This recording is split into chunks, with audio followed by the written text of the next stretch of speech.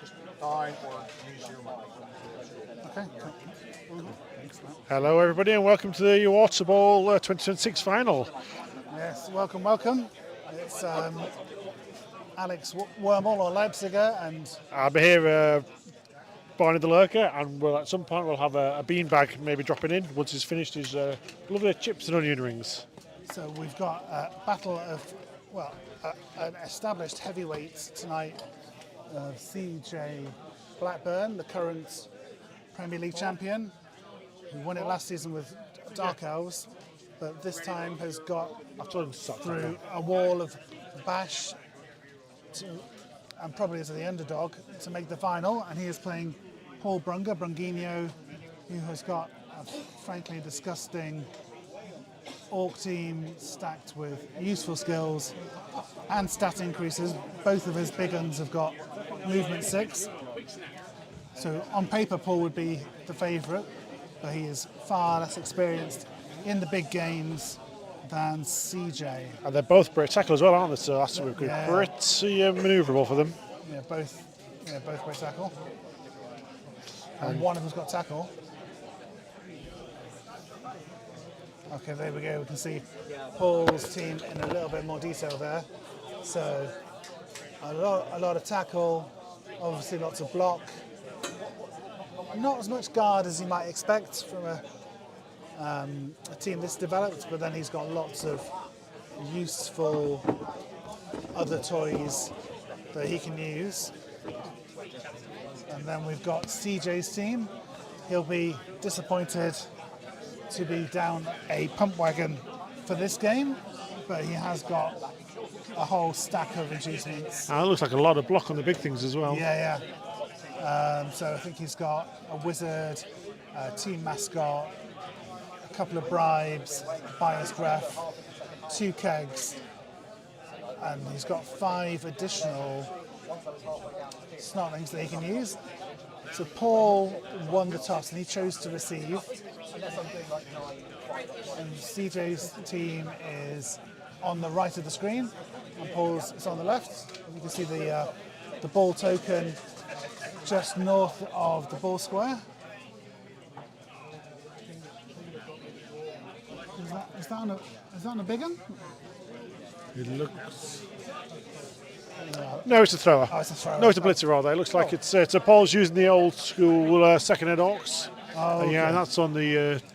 So the blitzer's got the ball with the thrower just slightly behind him. Okay. And unsurprisingly, the big ones are on the line ready to smack some faces.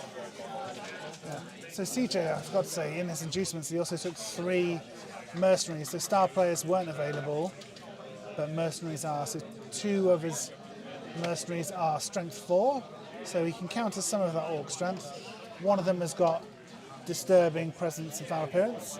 The other one has got taunt. And then the third inducement is league favourite, Takedown Terry, who is essentially a human lineman with wrestle.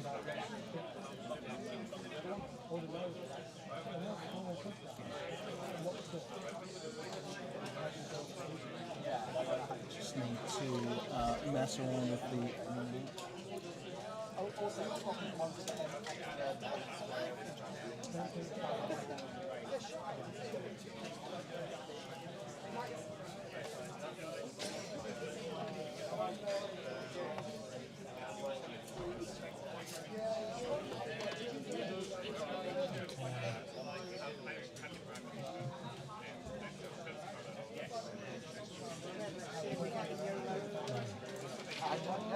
Paul has been to the playoffs before, but he's never been this far. But he is a very solid player. He's definitely made the most of the Brawling Brutes, 3 points, 3 SPP for a casualty to build his team up. Is CJ the defending champion? Am I remembering that correctly? Or? Yeah, CJ is the defending champion. And he's the former Vets League champion from quite a few years ago.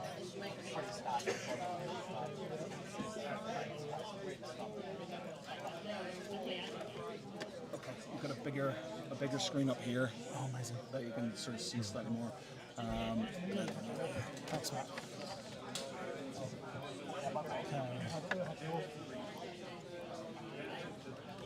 Now, with this being Paul's first big game, his first final, he'll be looking not to get too excited and to rush those orcs down too quickly, unless he's deleting snotlings left, right, and centre. He definitely doesn't want to leave CJ time to get an equaliser and to get that dirty player working before receiving in the second half. So how many dirty players does CJ have, did you say? Does he got? How many dirty players? There's one pump wagon, Oh, of course, yes. and I think he's got. Has he got a snotling as well with it? Let's have a look.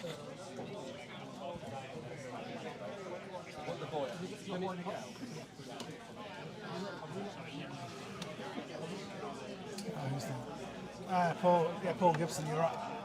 He's done a lot of battering this season, and he's only conceded 5 touchdowns all season, which is pretty From the Twitch horrific. That's from YouTube. Oh, has he got them both tweeting? Is it? That one's Twitch. Ah, okay, got it. Both of them are pretty balanced in terms of emotionally. I haven't seen either CJ or Paul ever approaching a tilt. And maybe tonight's the night, because it's really hot here at Element Games. It's quite a muggy atmosphere. Whether that will have any impact on their concentration as the game goes on, and if things stay tight. Yeah, it is getting quite warm up here at the moment, isn't it?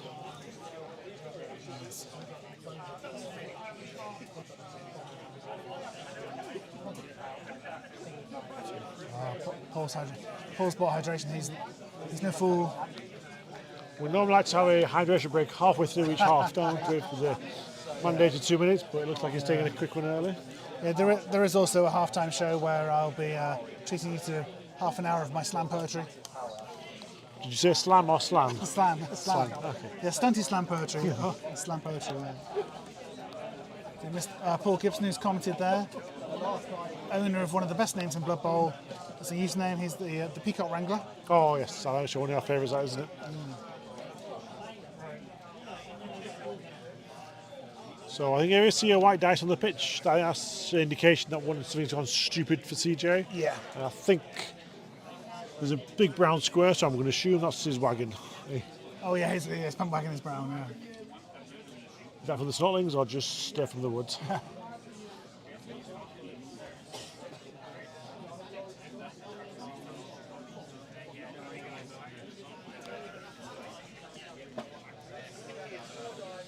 We have asked CJ to let us know when he uses his wizard, because in the final, when Spanish Dave played core, we were wondering why he hadn't used a wizard all game when there were great opportunities to do it, and it turned out he'd used it on turn 2 and we hadn't realised. Good. Yeah, absolute professionals we are. Yeah.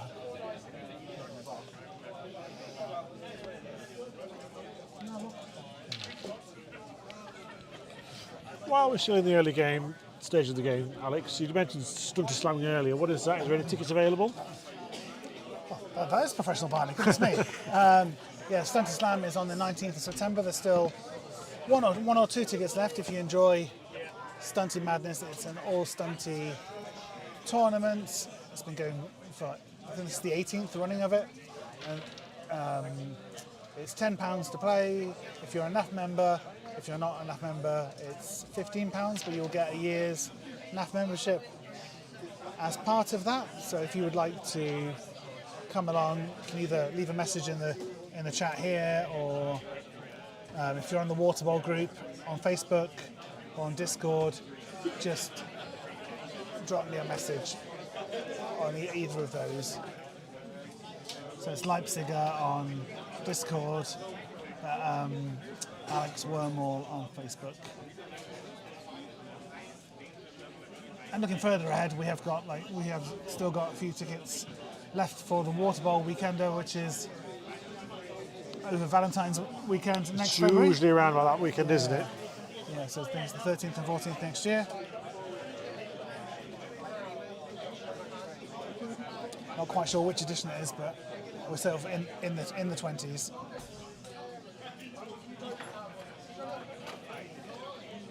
We should have the infrared as an option. Is it infrared I'm thinking of? Where you could just see how hot and sweaty the players' hands are. I think in the heat of the moment, it'll just be a white pitch. That's true, yeah. Okay.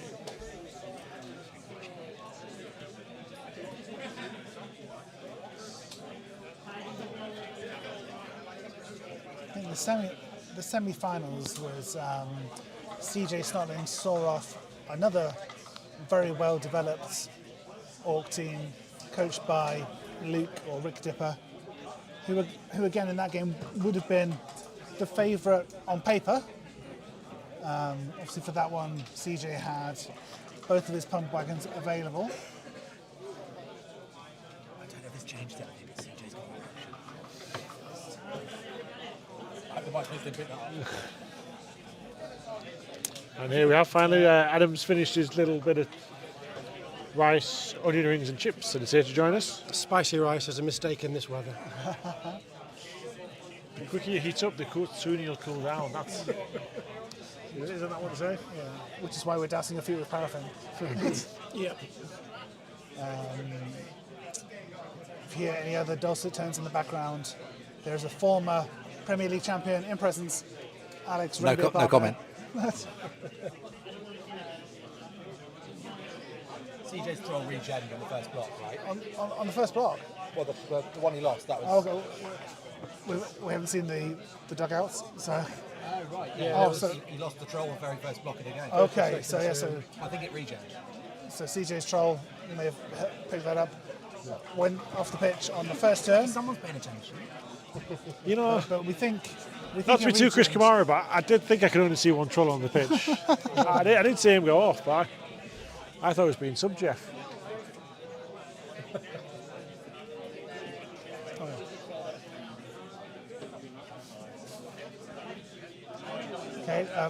Okay, well, a one-man roll for something. Oh yeah, the hat's gone on the troll. And whatever that was, I think he's taking it. Or is he thinking intently? So with 13 players, Paul's got quite a deep orc bench. One of those is a goblin. But if CJ is Yeah, looking it's to just- remove a couple on drive, Strange one, isn't it? Well, unfortunately, with the loss of one of the trolls, that could, even if it's just a roadblock, that's quite a big loss, isn't it? I think. yeah. And the wagons don't have secret weapon anymore, but they are still only armor 9+, so you know they are Yeah. a bit more fragile than what you'd expect. So Paul just needs to try and keep us cool and just play his game and not get too in his own head. No, that's it. Keeping cool at Element Games normally means playing in December.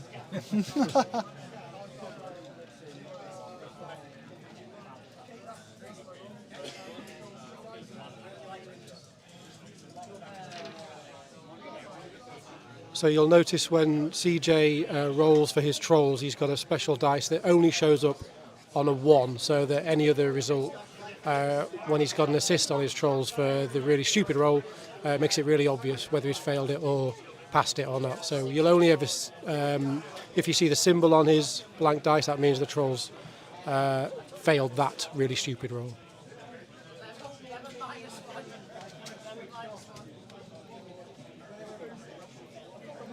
Have we ever had a back-to-back winner before?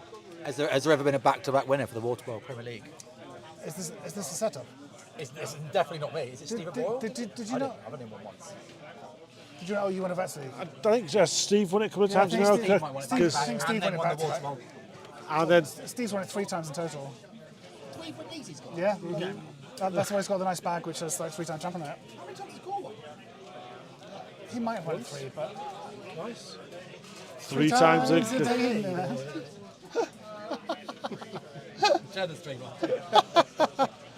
Yeah, because we peaked. That's it. We're not going to get any better than that. Yeah, I think because when Cole first came in, he went with all the power teams, and then He chilled out. he chilled out a bit. Well, he ran, Yeah, he into, got bullied out of it. to be fair. he ran into match raw one year. And then he took the Alpha Union, didn't he? That's what Yeah. he won that year, didn't he, Spanish Dave? Yes. Yes. Yeah, despite armbar coming up the trumps. Armbar, favourite skill. Yeah. Unfortunately, yeah, that's why the Oldemir team is obviously not as strong as it once was with the loss of the armbar. Core is back for next season, we believe, for the next Premier League season. As is Jiminy, who Jim. another Is he going to take an actual serious team this time? Well, they did pretty well with names, actually. lost He got to the final. Lost in the final, yeah. So yeah, I was just saying in the background there, is he going to take a pretty serious team? Well, it took a joke to be Gnomes last time and he went all the way to the final. I think that's the final he lost against CJ, wasn't it? Yeah, so we've had back-to-back stunty teams in the final. And I'm not being crazy, Alex. That was last season, wasn't it? I was last season, Like yeah. you just these as I get older, the years go faster, so I always have to double check. Gents, if you want to move this camera on the top, you can just drag the thing there, and that will give you a sort of. So, for example, if they're going further that way, you can sort of move it that way.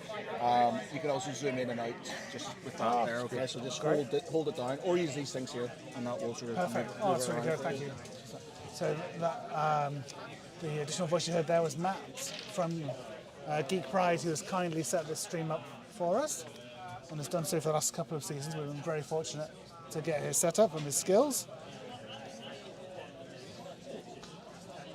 Certainly more than our IT skills, aren't they? Yes, yeah, for sure, for sure. I was able to turn my work laptop on and cry as it took 15 minutes to do an update. But we have another one that's coming through, this time from CJ. And he's taking a big, hard, long think about it.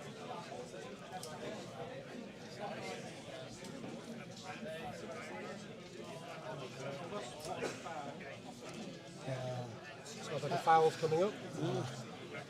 As you might expect of a matchup between these two teams, everything's sort of very much bunched around the centre at the minute.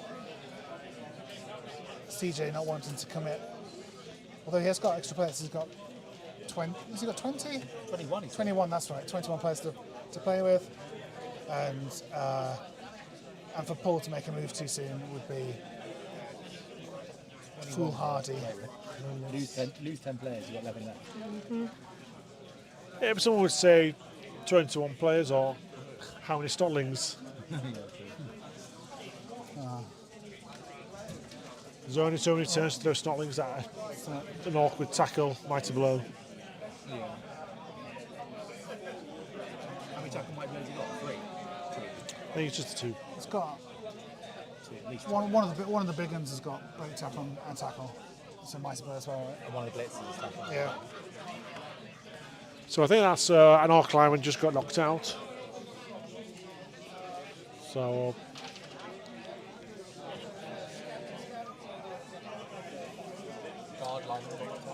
Guard lineman, nice. ask CJ how many He's now got. swarmers he got. Paul's now got too many guards, so Oh, okay, so it looks like we had 2 extra Snotlings swarming at the start of the pitch. So it looks like CJ's lost at least 2, so he'll be down to 11 and down to 10 for Paul. The strength 4 guard Merc is injured. okay. Yeah, the guard strength 4 Merc. The guard strength 4 Merc has been injured. Okay. That is, so guard for both sides reduced. Yeah, so again with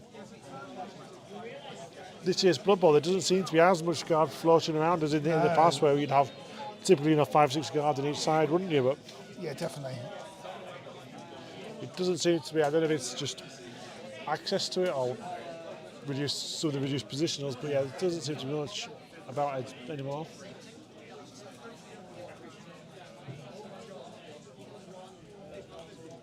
For KOs, CJ's got 2 kegs to help him at half time. We'll have to see how we get on, but it does look to be, with the way the ball is, not much defence in front of him, is there? So it's interesting to see where Paul goes. And one of the things to try and avoid, which came up in one of CJ's earlier knockout games, was getting stuck with a few sidesteppers around him, so guaranteeing a way out. Well, in Craig's case, that was what slowed him right up when it was looking like he might walk down the pitch and take the game 1-0. Nice to see Zoggy in the chat. How are we doing, Andrew? Good to see you back. Yeah. Although it is slightly different when Craig had Kemry dodging on a 4+, and now we've got a plethora of break tackles. So Oh no, that's true. maybe, unfortunately for CJ, not as perilous this time. That is very true.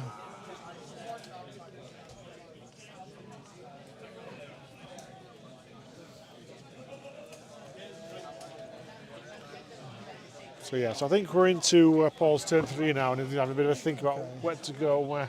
Yeah, so into turn 3. Okay. Yeah, 'cause you don't want to be.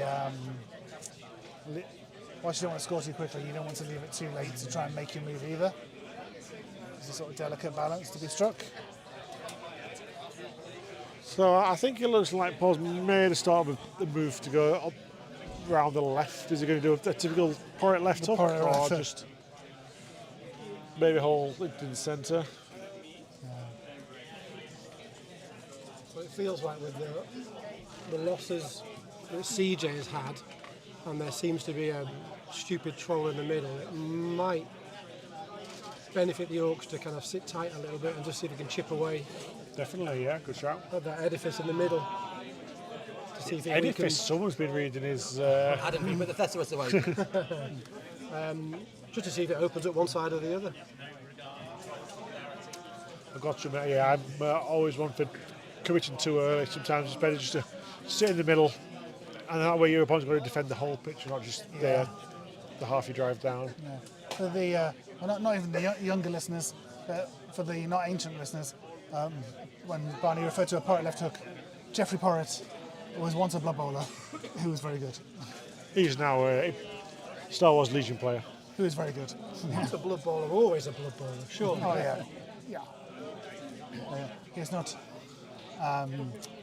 picked up a Dyson anger or other emotion for some time. And he's allergic to Fumble's RNG. Because obviously it's not written correctly.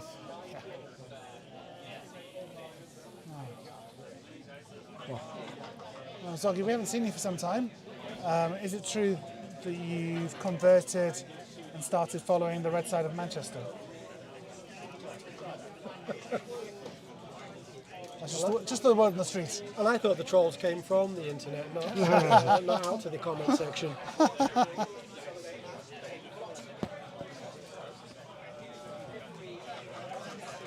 Ooh, so it looks like there's another armour break and another KO for CJ. So I think if my maths are right, I think we're now even on the pitch. Yep. No walks in the KO box. Oh, it's not, I thought there was. 2 in reserve. He's in the sent off box. What does that mean? Currently looking for semi-price. Oh, it appears that I was wrong on that, Zoggy.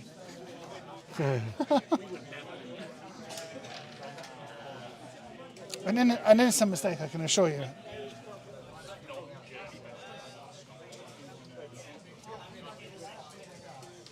Now the Orcs are at the full complement of 11. We've invented 2 players leaving the pitch. That's good. Oh, that's double skulls for The push. yeah.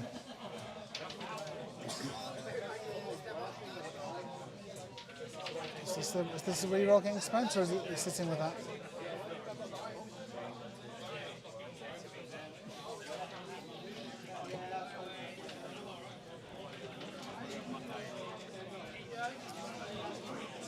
Obviously, this is the end of our current season, but if you're interested in playing in the next Premier League season. That's going to start imminently. The sign-up is up on tour play at the minute, and the deadline for that is Friday, August the 28th.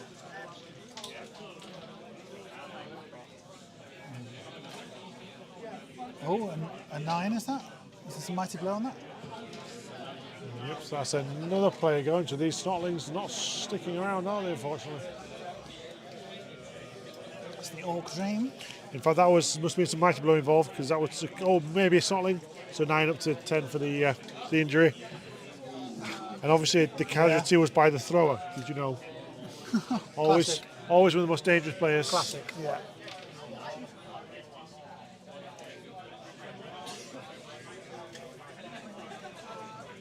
Obviously, the Orc throwers aren't built for it, but with their extra movement in this iteration, they can, with an extra skill, act as a supplementary blitzer as well. I think just having them moving 6 is just Well, probably where they should have been a while ago, wasn't it? Probably, Unfortunately, yeah. a very underappreciated positional.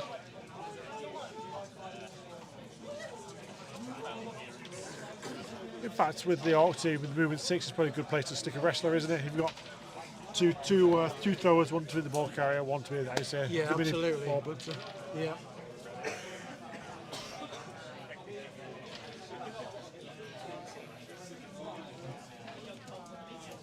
Nice, Zoggy. Yeah, crack out the rats. Have you played them yet in this edition with the two positionals? Oh, that's great, Andrew. Great to see that you're signing up. It was nice to see you as we were setting up for the final.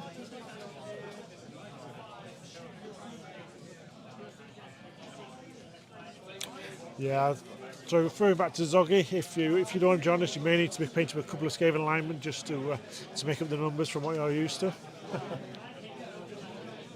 But you do get some very fast Skaven blitzers nowadays, don't you? Yeah. With strip ball for a bit of fun, especially in the early leagues before a lot of the teams get the Destroy hands. Yeah, moving 8 blitzers, Zoggy. Or just cut the capes off 2 of your gutter runners. That's the alternative. But only two gutters. And you only get half a rat ogre. Is it a left and right or a top half, bottom half situation with Rat Ogre? A bit like with some of the other teams, you get a choice. So- Top left and bottom right quadrants.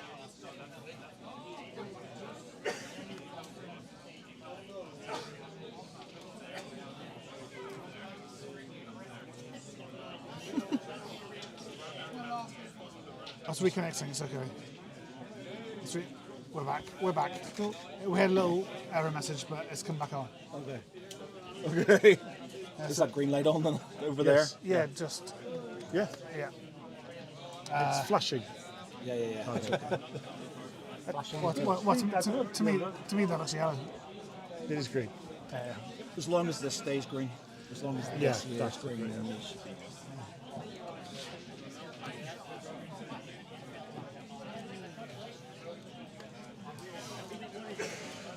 Barney brutality. The internet reveals all. That was a glorious memory for me.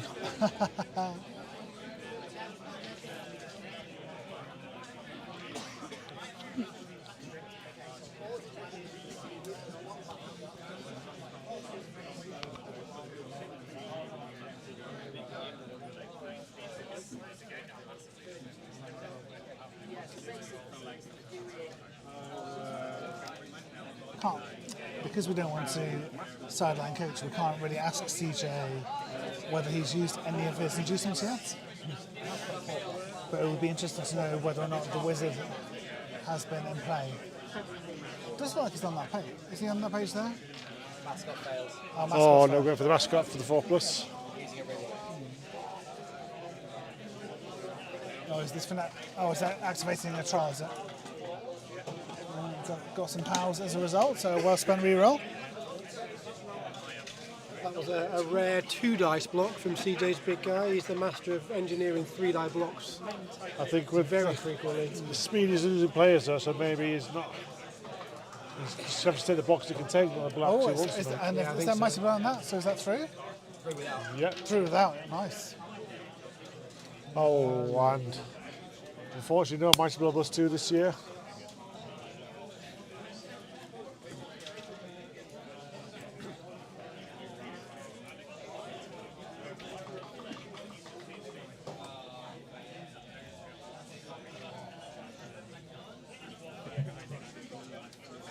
Despite the heat, there is quite a lot of gaming taking place tonight at Element.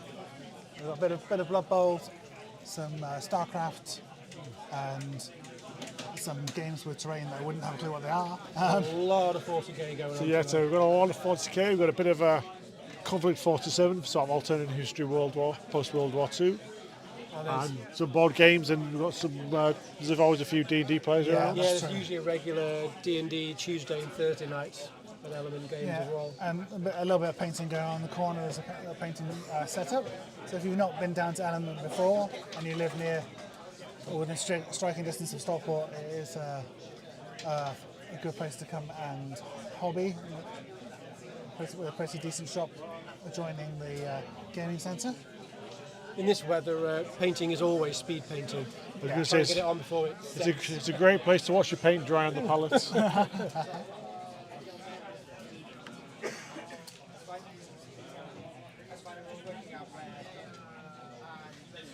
Is there not a Twitch filter for unpainted miniatures? That's why we're not zooming in too much. Just on CJ's head. Yeah, it just brings up the Game of Thrones shame gif. GIF. As long as we can pixelate certain elements of that. It's okay. Oh yeah, that's true. Yes. It's our friend Greenbeard. He does have a strong preference for painted teams in the league. Yes. Fascist preferences. He would say more, but we'll get us banned from both Twitch and YouTube.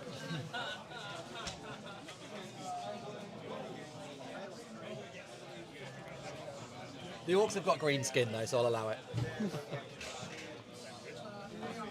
So, They were all fully painted at the start of the season. They just worn away through all the sweat. Gradually Yeah, undercoat. yeah. Was it Phil? Phil didn't paint this at all, did he? No, I think he had a season of that. Yeah.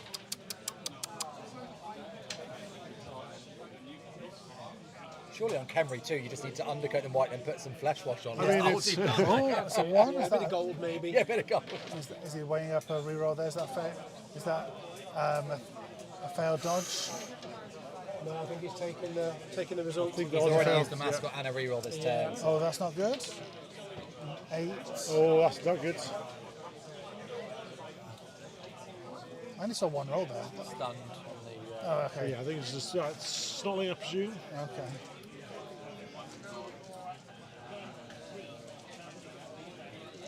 So the Orcs have got to figure out how to shift the stand firm pump wagon off the ball, I guess. Ah, nice. One solution would be to use a blitz with great tackle and roll a 2+.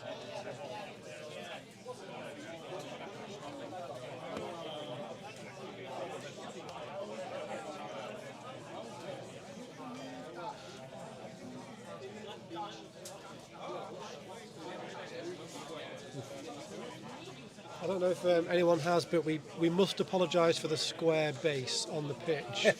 Nobody gave us forewarning about that. Obviously, we don't sanction it. Yeah, but sorry, in these if extreme sorry if you're circumstances, sensitive to such things. yes, we should have trigger warned. Should have been a content warning. So Do we apologise. Yeah. I would. Also, CJ has stolen his skill rings from the fairground, the thing you try and throw on the ring toss. Yeah. Well, on the bench he's got a goldfish. To be fair to CJ, that is an old school troll on the. That would have been the base. It would have been supplied with originally. So I do believe he is The world technically is not, legal. the world is not short of round bases, though. You can tell it's an old school troll because it's the same size as a modern goblin. Hashtag scale creep. I did notice. So yeah, but one of CJ's players was the Imperial lineman, and he did look quite massive compared to the rest of the team. So yeah, for the remainder of this match, we might take the Orcs to strength 2 and the Biggins to strength 3 just to compensate for the scale creep.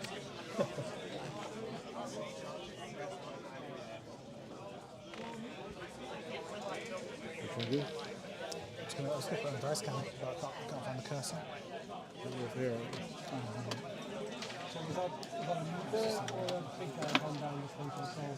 Oh, there we go.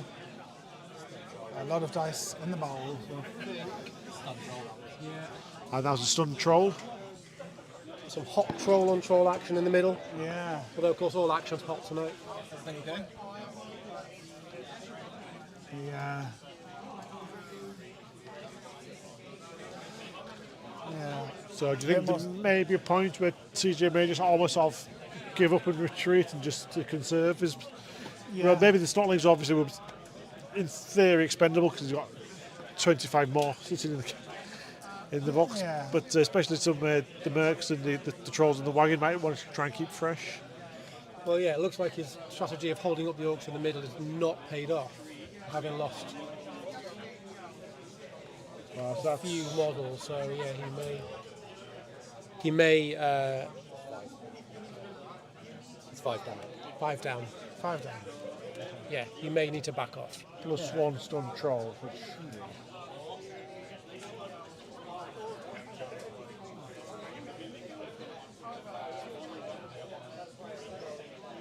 How many are in the KO box, Alex? For CJ,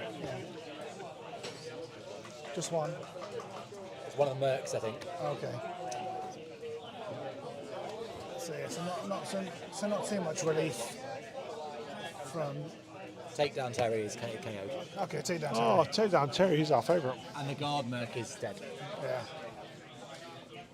So CJ might get 2 goes to bring Terry back, but he's been On a 2+ as well. unfortunate with everything else going to the dead box.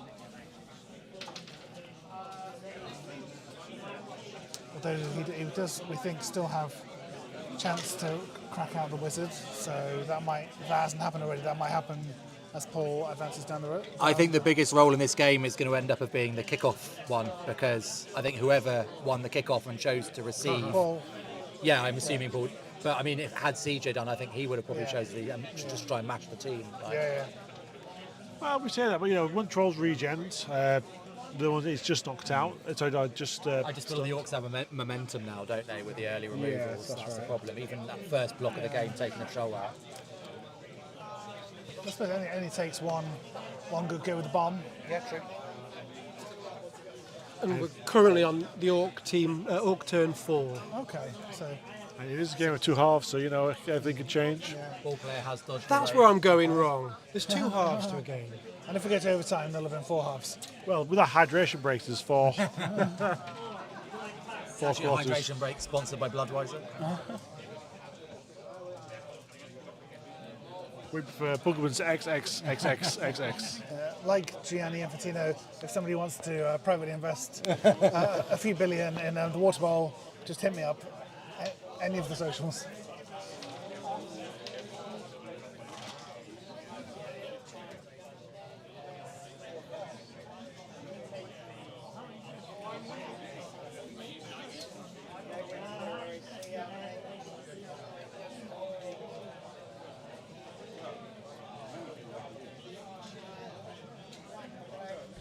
Looking over our opponents, our players. They're both our They're both our opponents. opponents tonight. The commentators are the winners. There's no obvious tension from either of them at the moment. Well, CJ's crying. That's like a bit of tension, I feel.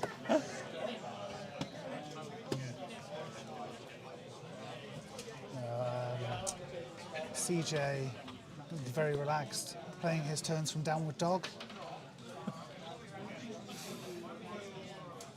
Whereas Paul has opted for more of a sun pose. Very fitting given the weather. Okay, there's an 8 on those dice. CJ started to pull back maybe just to try and then aim for a fireball or something later on Yeah. and try and take advantage. So after 2 stilty runners, he's just moved back. Yeah. So you have in the back of his mind, Oh, he is consulting his team list just to see what he's got. trying to retain enough players and or re-rolls to have a go for a one-turner if depending when Paul decides to score, if he gets down the end of the pitch. Apparently CJ is considering changing teams from Snotling to something slightly better. It would be a brave move from Stotlings to say Wood Elves for the second half, just to try and get in a couple of quick touchdowns. That sounds like a monkey bowl premise, doesn't Yeah. it? You change your team halfway through, that'd be quite It's a bold move. Let's see if it plays out for him. To be fair, I haven't. They think it's all over, but the Wood Elves are on the pitch now, so it's definitely not. Yeah. I haven't told you it's actually clone ball that we're using. Is this buzz check rule in effect for the Of final? course, yeah. I would literally tip the table, Blood Bowl's including greatest- Matt's expensive streaming gear. Blood Bowl's greatest innovation.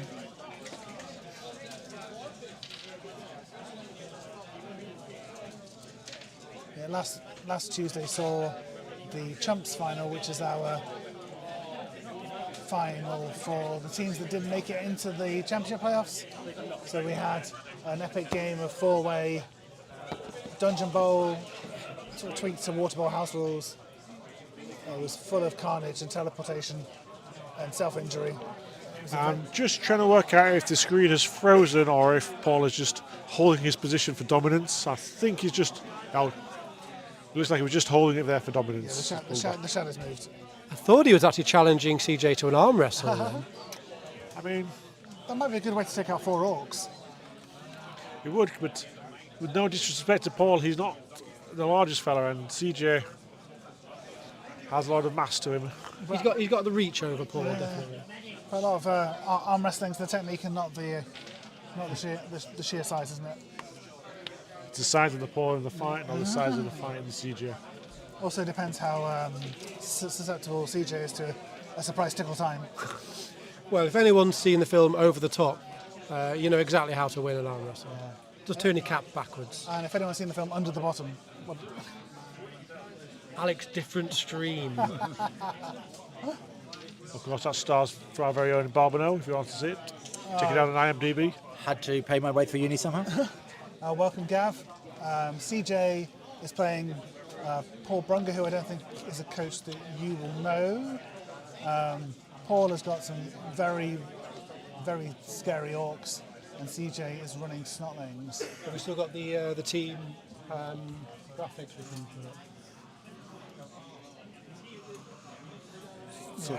Yeah, that's true. Matt is a big fan of humans. He runs them every season. And he's So yeah, so adventurous passing type. just for Gav, this is the Orc team. So this is Paul's Orcs, and when you're looking at the screen, he's playing from left to right. Quite an unusual cage situation here. What we just got sort of loosely. You see, he's sort of loosely scrambled around the ball carrier, but leaving quite a few gaps. Yeah, I wonder whether there's. I think that's called the please don't fireball my entire cage defence. And the thing here is, with Ten- the throw in this edition has got movement 6, which is a nice upgrade on previous editions. So it doesn't have to go too far to make it over. And this is, Into the of outside. course, into the CJ's half. So yeah, so the Orcs was actually made taking the space. And they're coming towards the end of the time where Stallings in play, aren't they? They're getting close to the end of that. Is it turn 5 now or something? Yeah, turn 5. Yeah, so once so- we get to turn, Great catch. So yeah, so it's we can see the ball token in the middle. Sorry, the ball square next to the ball token. So yeah, he's 7 squares away. So he will not be stalling. So yeah, so he can move freely. Next turn, which would be turn 6. So the first turn he would be in scoring range would be turn 7, which only. But I think CJ does have a 7 on his D6, so we may. We'll see if he pulls that out. Looks like he's going to have to do some dice to close this cage up because there's still a big gap right in front of him. So he needs at I least mean- 2 other people. I think. Thank you. I was thinking that it does look like there's a bit of gap. But, oh no, it's CJ's turn. So so this is CJ's there. Yeah, I understand that. But there's a huge gap here. You get right in front of the ball. And that's it's not. That's still too early. So he's basically left to hit 3 dice uphill. Oh, very cute. So we'd have to just double check what skills the ball carrier has got, but there is potentially I think he's got. definitely a hit on the ball. I think he's a block thrower, isn't he? Seems like CJ's running the stilty runner back. Kick, lead, and block on the thrower. Oh, is it? Oh, yeah, we had this discussion at the beginning, didn't we? So, block, tackle, mighty. So both the blitzers have tackle mighty blow. So thankfully, it doesn't matter which blitzer it is; they both have the same skills. I think in that situation it's probably not wise to have a go at the ball at that point. Okay, but we've got an orc down here on the corner. So we'll tag the ball carrier. Yeah, it certainly seems to be an interesting. We'll have to have a word with Paul about that. So after turn 5K, it seemed quite open. But although maybe due to the stuns and the speed of the Snotlings, they may have just not been able to fully capitalise. Yeah, I think the only player that could tag him or blitz him was the stilty runner, and it would have been 3 dice uphill, so I think he just wasn't really bothered by it. Probably didn't want to risk losing a positional at this point. Well, CJ has in fact run his stilty runner right back into the far corner. Maybe Paul went for a looser cage with the wizard in line. Yeah. I mean, that's definitely fair enough, but Obviously a little too loose, but you know. Well, I think CJ is like not. the Mrs. Leipzig senior. CJ isn't one of those coaches that is prone to Marmalising seeing an opportunity, a small opportunity, and just going for it. He's very much more of a control player. He likes to control the pitch a lot Big more. guys doing a block there. Something has gone wrong. Was that pushing them both down? So Oh, it's not. Oh, it's the pump wagon, isn't it? So, I think that was just a push, yeah. pump So it wagon looks has like, got blocked, yeah. yeah. So, I think that was the last action from CJ. Looks like an ox standing up.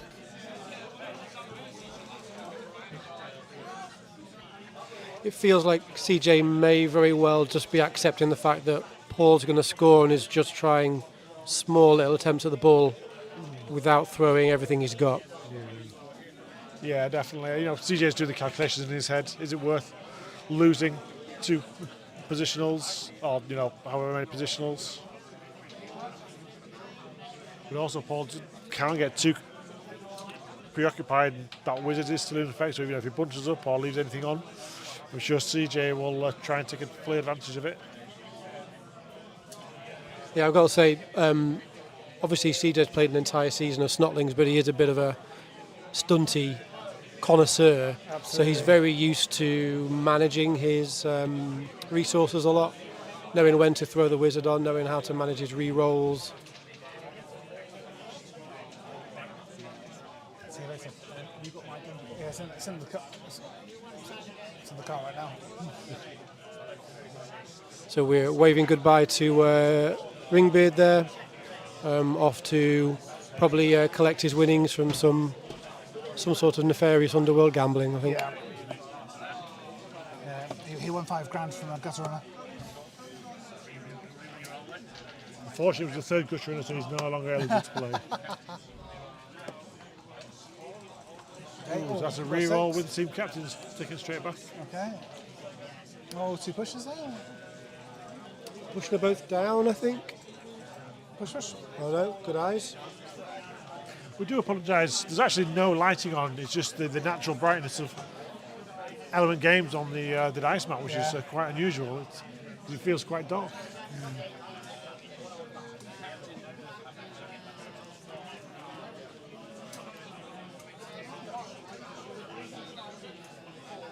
There's both power and both down there. No power and arrow, sorry. I'll push back.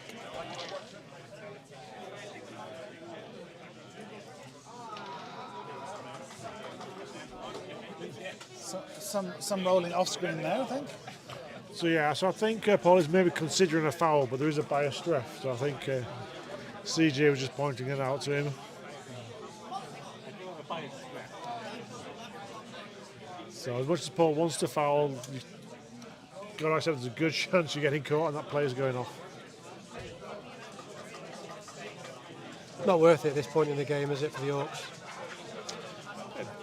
Again, depending on what the target is, if it's a wagon or a troll, chance to get them off, may be worth it for trading a lineman, which if you've already got an excess lineman, or even a goblin. Gav, it's steamy tropical conditions in here. It's impossible to see anything.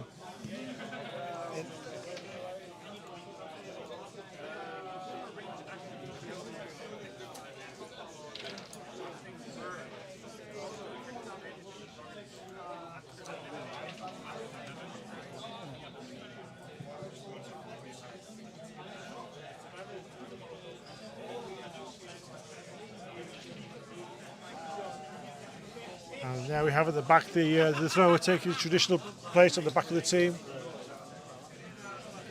playing no part in the drive of actually scoring, just hanging around. Yeah. Looks like he's just tagging the pump wagon. Okay. I think the pump wagon splits in to get up. Oh.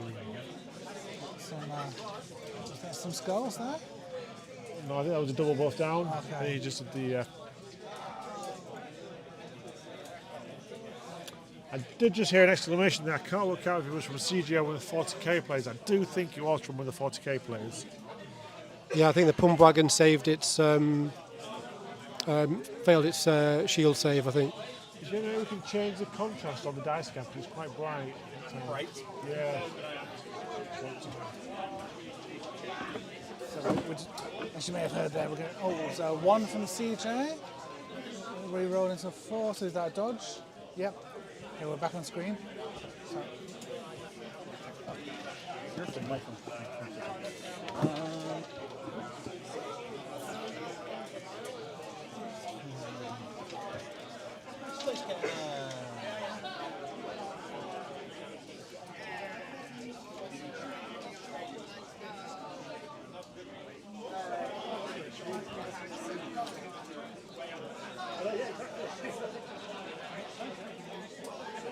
Just sent our roving reporter Barney over to the table to get some insight from the coaches.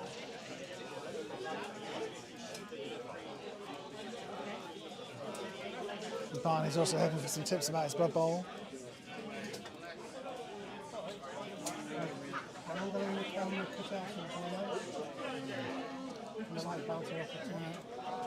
That looks clear. That's clearer there. Looks alright. Yeah, definitely. That might be that's blocking off that you might be able to go into that. Okay. You might want to flip between the dice cam and that. Okay. Yeah, that's good. Yeah. Obviously, if you can't see that, it's set.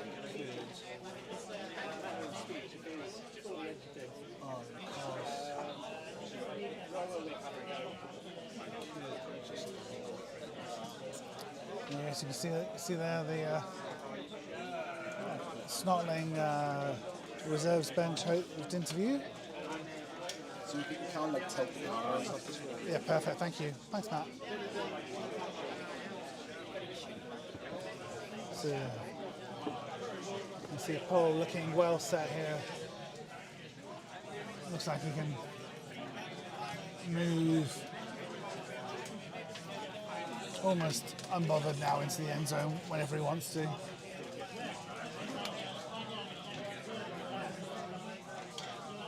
Yeah, this is about protecting your team now for CJ. I think he knew that he couldn't stop the Orcs pushing through the middle. Hence why when he saw that camera move, you saw the Stilty runner hiding in the corner. And I think off goes one of his Snotling companions to do the same thing. Yeah. Oh no, that's an Orc going over there to tag it. Yeah, CJ may have let out a little secret in that he has maybe given up on this drive a little bit and just hoping to get. He's got his with the Mercs in the KO box, so he's got the. Ooh, that's something just gone. Ooh.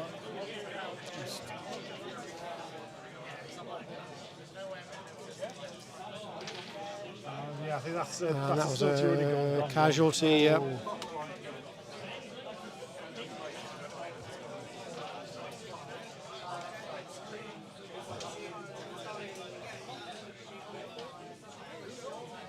So we just need Paul just needs to keep his calm. Don't do anything silly in these last few turns.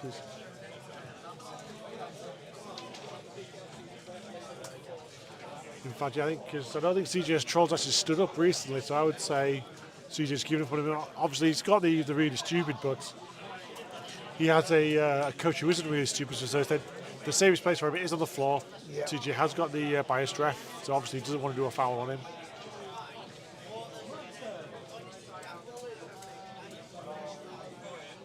Okay, so he's activated. So this will be the pump back in the back of the field, most likely. Well, that looks like a bit. That looked like a high roll. Yeah, was that 11 or something? And that's a KO, is that? Or was that with Mighty Blow? So that is a KO, yeah. Okay, KO. So we have got an orc off the pitch.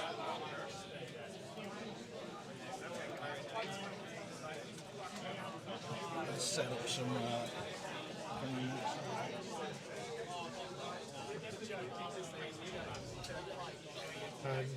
Yeah, so that was just a quick turn from CJ and we're back to Paul again.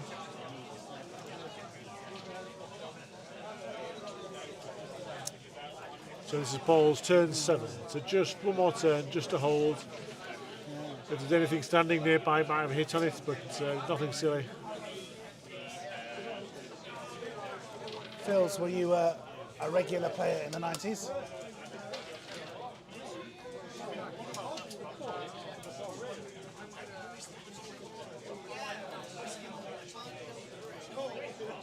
No apologies, looks like that was indeed turn 8. So Oh, wow.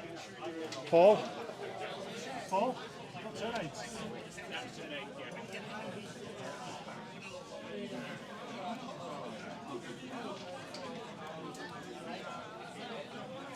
Was it the... Okay, so you've got some presets just in the off cast. So if you don't press this button here, but press these ones. Oh, yeah. It'll do that. It'll do that. It'll bring you into the middle again. Right, thank you. The wizardry of the Geek Pride streaming service. So yeah, was the orc definitely KO and not cash? I think it was a cash. I thought I saw the D16 come out. I thought It is so. a cash, yes. Sorry, it's just with the some of these pictures, they have extra dugouts at the end for kills and KOs and sent-offs and all sorts of different things. So yeah, so it is indeed one cash, just orc something or other. The Orc something or other is a secret positional you'll find on the Orc roster. Just a standard alignment that nobody cares about. Paul has shed 0 tears for that young man. But that doesn't mean... There's scores, so we need to update the score. Yep.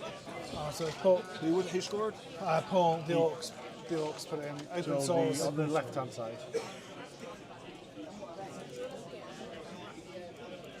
Okay, so handily for CJ, gets a turn to do some smashing, possibly score a touchdown, and then to reset.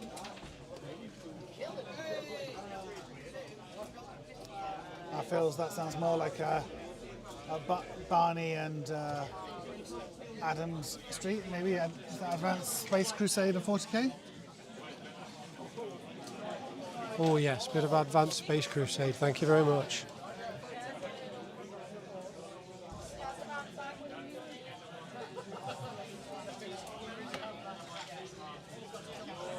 Yes, Gav, you saw the D16 rolled as well. Yeah, good spot.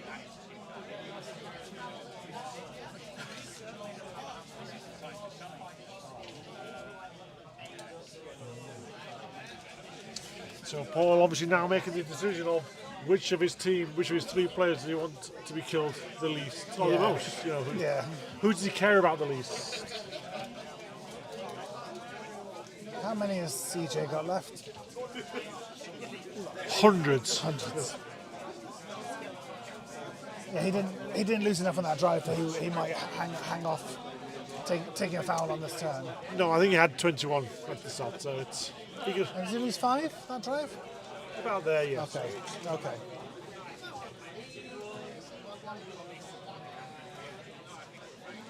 So we've got 5 actually in the cash box, and I think there was also a knockout and That's a right. regen. Terry was so, the 7 cash. so 7 he'd lost overall.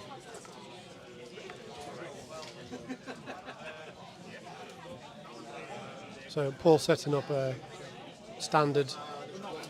Got nothing left to do this half setup. Of course, the danger here is that you set up thinking it's going to be the throw one turner, which there might be, but then suddenly your opponent gets an extra turn and you're out. At least you're down the back. At least you're at the back. With the still two runners as well, you should never discount the traditional push one turn. No, you can go a long way with a still two runner. No. That was a joke, Alex. No one will be trying that. You can. One turn. Go. I'd be very surprised if CJ doesn't attempt the one turn throw teammate. What's he got? It looks like he's got. Go. It looks like he's got re-rolls left. Is that right? Or is that the wrong track that I'm looking at? Yeah, 2 re-rolls. Of course, he used his team mascot already this half, so that will come back in the second half, but not yet. Did he induce 1 or 2 team mascots? Do you remember? I think you only have Okay, one. Only one. It's only one. Just our team mascots. Which is why you're asking about 2. No, In the same way, the Waterbowl only has one Andrew M. buried. You can only have one team mascot.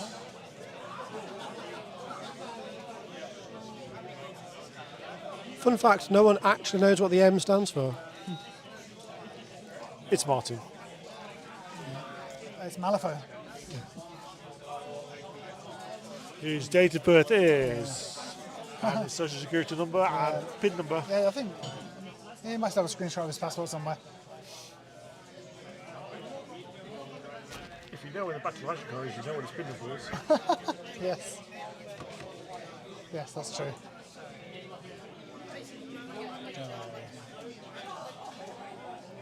So judging by CJ's setup, he's maximising the chance here that he can get the ball to one of his little flying dudes. Just remember nowadays you can pass and throw team in on the Let's say same that, turn, yes. so it's not as devastating having it landing right in the back anymore. No, it's not. Filthy combination, and I love it. And indeed, it looks like the ball is right at the back. Yeah, Paul has a kick on one of his throwers, I think, doesn't he? So, massive boost. Obviously, could still be touchback. And CJ's got some players that might come on here with swarming.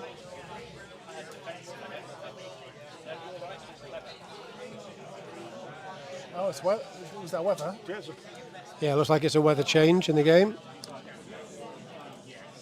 Yeah, CJ's got 2 rerolls, we think, Gav.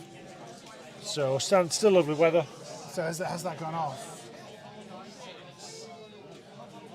No, it's actually landed straight on the slot lane.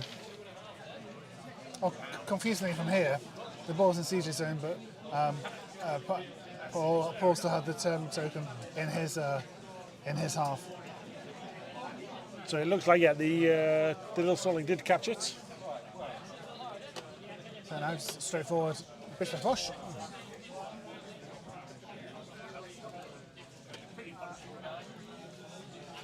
So yeah, so we have the ball at the top of the left of the screen there. Let's go and have a look at them punchy punches.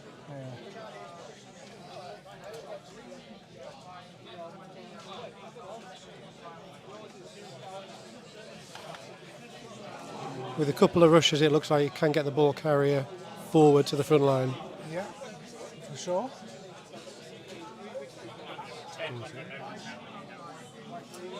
There's the power in there. He's okay. I saw the skull at first, and I was like, has he rolled triple?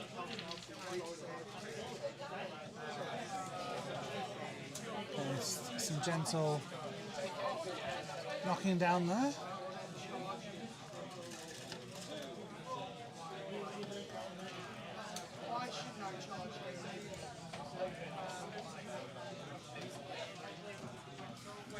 So yeah, let's see if we can count it out. So we've got a 1, a 2, 1, 2, 3, 4, 5, 6, 7 to just behind the line. So yeah, hopefully it should be some of it handed off to. Yeah. Unless he's kept that big guy to the back to cover, not having to rush. But it depends if there's also the intended ball carrier up there as well. Yeah. Okay, so that's a failed roll on the big guy, isn't it? So Yes, if the symbol came up, that is a fail. saving his reroll still because he's got other options. Because if you can get that to the starting at the front there, you can still move the other troll round. So as you'd expect from CJ, he's got more than one plan.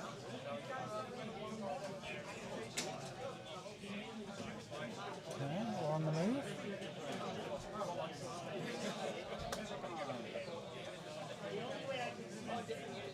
So is this a pass? Or is he staying there to get thrown? No, so I think we're going for the handoff now. So rush one. Okay, first that's successful. Next one. Here we go. Nice. So that's the handoff. So now that's was that not the second rush? I was doing the hand. No, second rush, yeah, to the handoff now. No, I think we had 2 rushes on the handoff. So it looks like CJ's kept that big guy back, so he was free to move forward to gain extra distance on the throw.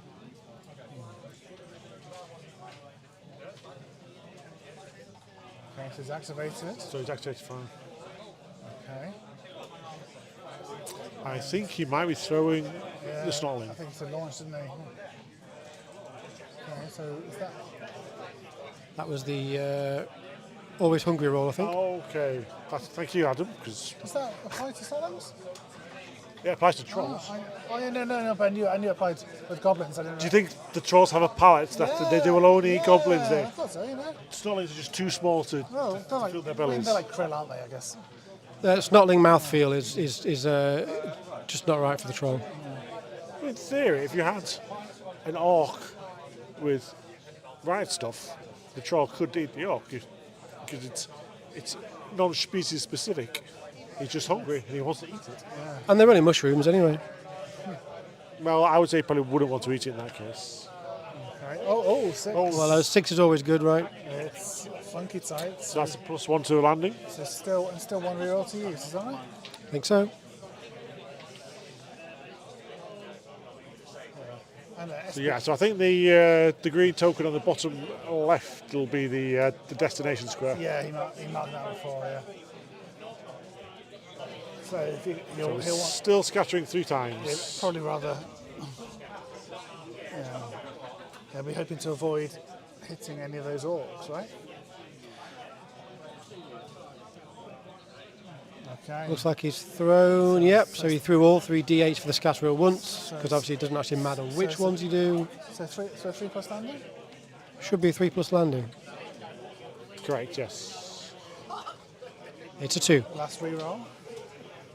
Oh, Yeah, he's landed it. Superb. And now can he make his dodges through? So this, in theory, should be the easiest part of the whole process. Depends if there's thank you, Adam, for jinxing that. Depends if there's, I don't know if there's any tackle on that way. So first dodge with dodge.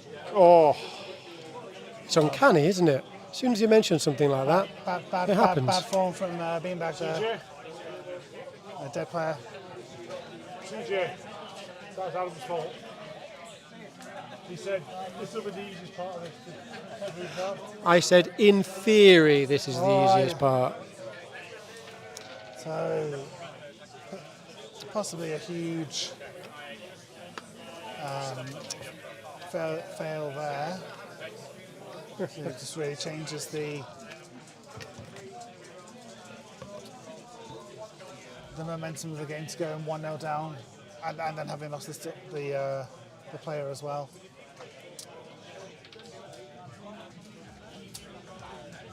Yeah, obviously, defending as stunties gives you that one turn at the end of the half, Yeah. just to try and get something out of it, whether it is just chipping a player off the pitch or having to go with the little guys like CJ did. Nice. So currently half-time with Paul setting up Yeah, for his kicking A swift counter half. break for both coaches.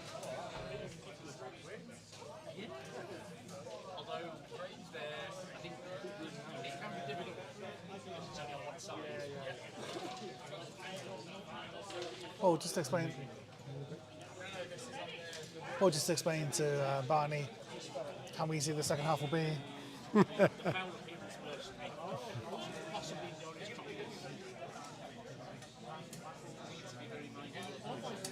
I mean, basically, Paul just did really what you're expected to do on your receiving drive, is just slowly grind away up the pitch as a bash team and score. Yeah, and with those extra skills he's got, he'd have to be very unlucky. Just been speaking with Paul about his strategy for the second half. His strategy for the second half is just trying to stop CJ scoring. Oh. That's what he's going for. He's done his prep. That's good. I like it.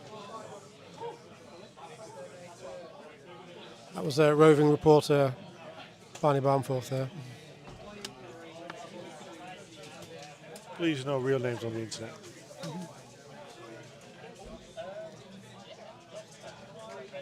My real name is Andrew Martin Berry of Wigan. They call me the Lobster King. Again, content warning, please, for certain viewers.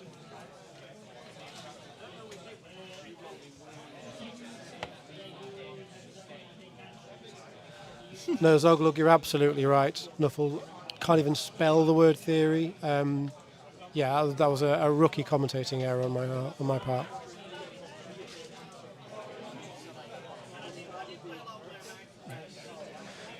Gav, you do know we have like admin powers for the chat? I hope. Well, I've got admin power cup, so that should be fine.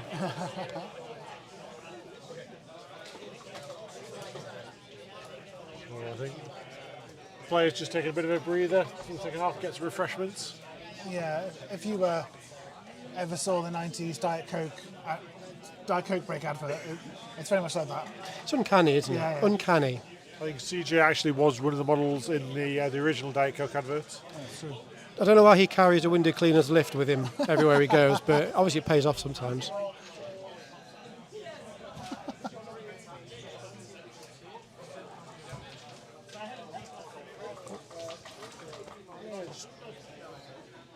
Lemonade, actually.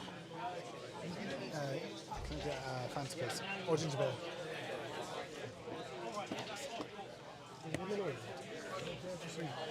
Fizzy wet. Sorry? Fizzy wet and cold. My favourite. I'll have Coke after 6 o'clock. I don't know what's the. Fair enough. How about a 16-day-old mackerel? That sounds good, actually. As long as it's cold, so that's the issue.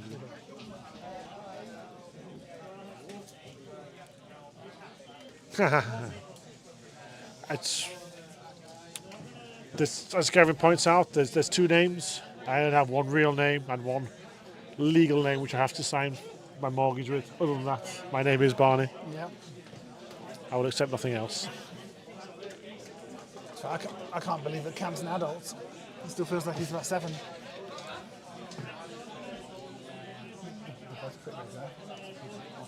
Cam's a little one, isn't he? Smaller one. I've got Bill. I think last time we were at the Tash Bash, I was speaking to one of the lads and he says, "Oh, so what are you doing now?" Tried to err on the side of caution. I was like, are you end of A levels? Are you doing a uni? He's like, 23, I'm working now. What are you talking about? we all hate the passage of time, don't we? Yeah.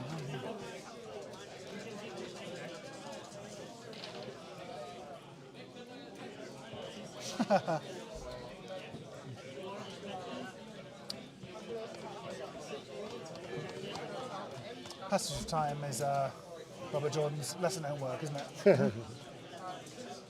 Oh, here he comes, Paul Brungage's coming around just to... How's things? It's fine. How are you feeling after that half? Warm. Warm, yeah?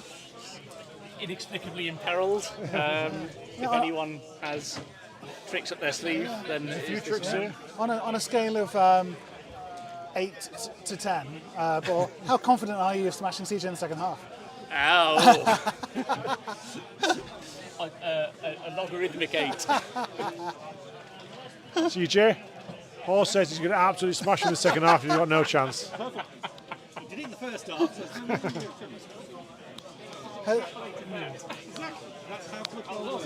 Yeah. So you used your team mascot in the first half, Yeah, but it's but it reset the second half, doesn't it? Yeah, that's it. I've still got my wizard. Thank you for saying that first. Yeah. Yes. We're not allowed to mention it until you mention it. Yeah. And I've got my bomber back. Okay, so Wizard's not used yet. Bomber's back. Okay. I've got some players. Do you just have the one bomber? Just one bomber. But he throws 5 bombs. That's fine. I came back. I had to use a bribe on it. That's easy. So one bribe gone, one left. There's one left. Still got the biased ref. Oh, So the yeah. vice versa. We can foul. And yes, it does foul. And does bias ref means you argue on a 5+? And if he fouls, So you get sent off on a 5+. sets off the 5+. Oh, nice. Okay, And that's his good. players will cost twice as much time. At least. Yeah, at least. So he should do more fouls. That's some expensive toys. So Basil does score in 2 turns, and that's definitely what happened. It looked like in the first half, because your players were leaving the pitch relatively often, there wasn't a whole heap you could do. Was there anything that you would have done differently? Not die. Yeah, not time. I Yeah. mean, I've got all. I lost a merc. Yeah. The guard merc is vaguely useful, but you know you're going to lose players on a snotling team, and you Yeah, know, of course. it's better than losing a troll or a pump wagon. Yeah, We absolutely. did think that dice roll for the first dodge to try to score wasn't the best idea. Well, I can only apologise. It was Well, so, you know- good, so good he did it twice. I think I did have 2 shots at it, and apparently I have forgiven him. Oh, that's So good. it's fine. You're a, Not allowed back in the booth, am You're bringing the booze, of course you'll have back in the booth. yeah, CJ told us to keep you here until the end of the game. Take your seats, I'm sure you'll bring me luck.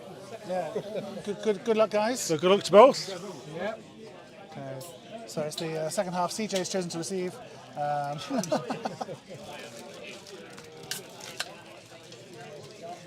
I do remember once there was the Super Nash 1 Dan defence where it actually, in the league of 2005, I believe it was, when he actually chose to kick in both halves. Unsurprisingly, he did not win that game. I think it was a 4-0 loss in the end, but you know. Oh, Super Nash one. A man who, in one of the seasons, was this is not an uncommon sensation, but he was feeling that all of the dice rolls were going against him, so he decided to catalogue his dice rolls for a whole game, or maybe 2 games, and I was like, oh, actually, it's the key ones that are going wrong, and it's just really burning into my heart. We prefer in the Barney household the Sutton method to deal with things, which was just to bleat relentlessly no matter what dice you roll. Whether it be a 1, a 2, a 3, a 4, a 5, or indeed even a 6. Or any of the 1s to 16 on the Yes.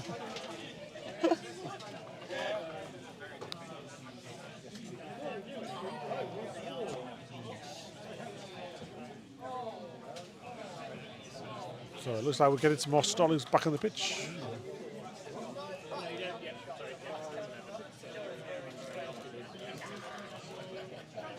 Also seen in the background going past Giacomo, who's one of our league players, also a regular player on the stages of Stockport, to be found in many a performance and at the Garrick. Most recently, well received. The Garrick being the theatre, not the Garrick being the play. Oh yeah, the Garrick. Yeah, sorry, the Garrick in Stockport as well, not the. I think it's one Stratford. But, most recently, a well received performance in. Not the Garrick, the Scottish Blood Bowl player. Oh God, no. Much shorter plays than that. Little Shop of Horrors. So, ball in the backfield with looks like a loneless Snotling to pick it up, but on the flip side, he's not playing against Wood Elves, so we don't have to worry too much for a turn.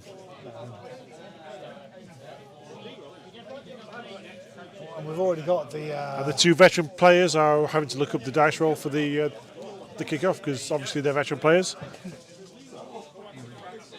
And CJ gets another reroll for the half.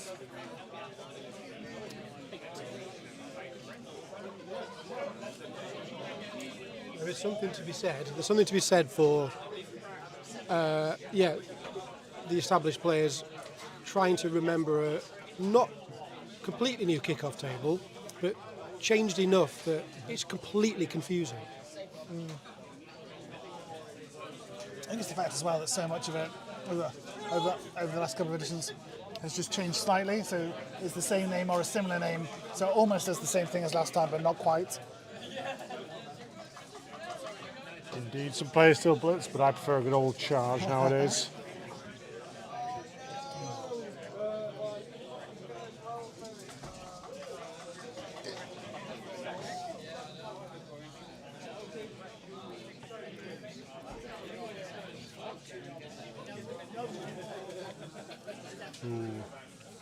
CJ's got his finger of doom out to try and work out his plans. Yeah.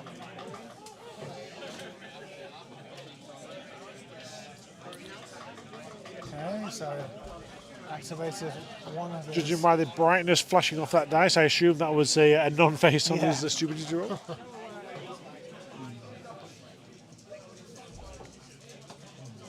Of course, this time CJ controlling, so if he can get a couple of even just stuns or the odd KO, he could be able to hopefully leverage that.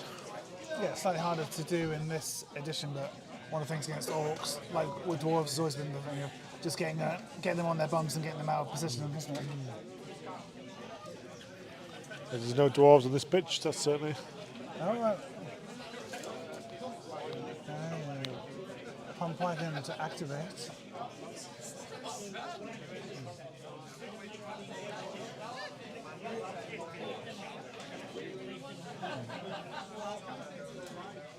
Okay, another successful activation.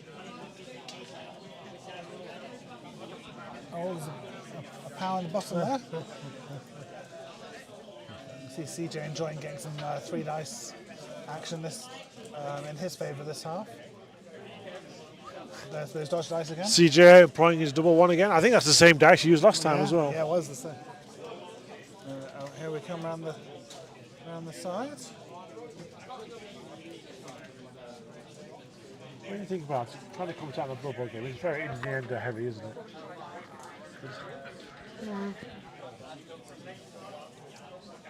That's why we've played the game for 20 odd years.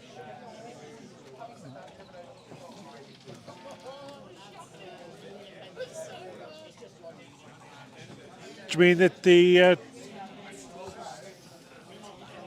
which side angle do you mean? Do you want that in the top right hand corner, Daniel? Or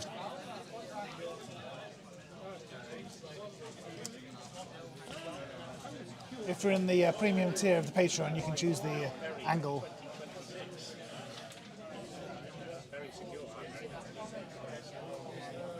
Talk about how.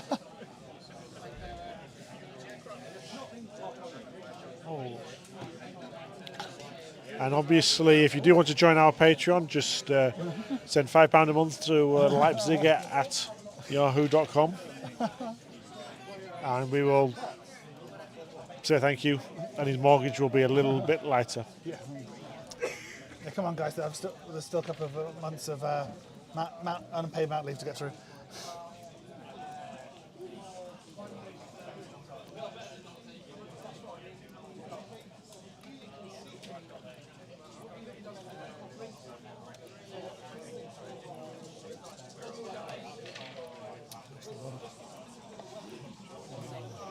Interestingly, both veteran coaches for this game having opted for the exposed forehead and trying to use the gleam to distract each other. Like a focused beam. Yeah.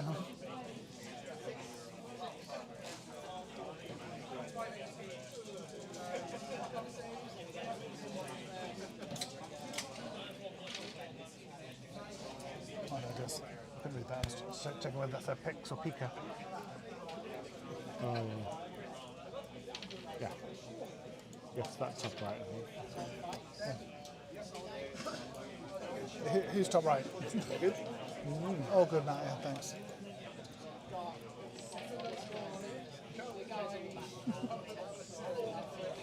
I think to find this one a bit easier to see, can we make this the same size as that one? I'll Again, swap. you can change this one here is down here. Oh, but, That one. That's the side. but can we have that, but with like the dicing as well? Say it again. Yeah, I'd have to do some messing around with No, it. I was that's Yeah, fine. I can do for like. No, it's I okay. think next time we can sort of. It's all good. Okay, no, I'll switch it in for you. No worries, yeah, let's leave it. Okay, so the Orcs coming around, trying to put some pressure on. Not wanting to leave any glaring gaps for the Snotlings to walk through and set up without peril. Again, Sorry, who let D Fadan into the comments? Into the chat? There is no D for Dan, there is a Daniel Atherton 4518, but I don't know who this person you refer to could be. He's very demanding. Okay.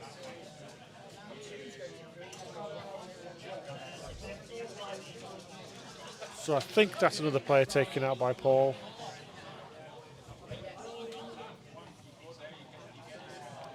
Adam's just checking for us on sideline duty.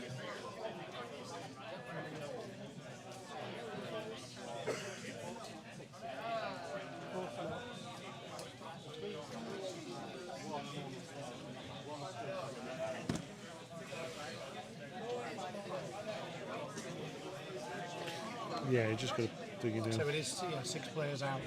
For CJ. 6 players out. Well, but only one this drive.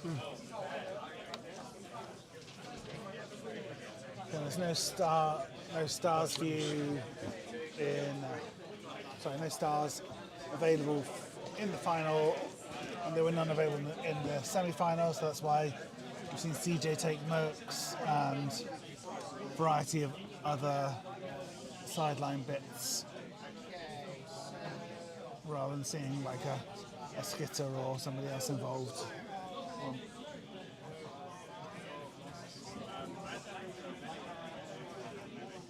So anyone gets put into the boxes now, we know that from this half. Okay.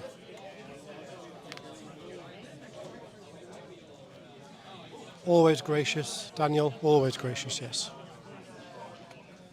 I remember the time he graciously gave up the chance to be in the Waterbowl final to Chile.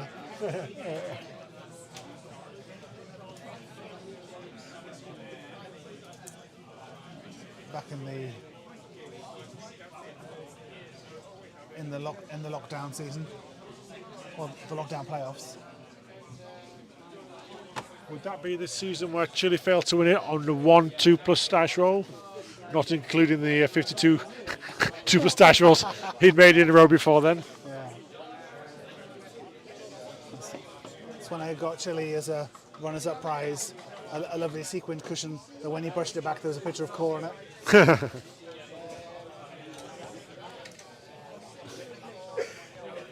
Sorry, Dan.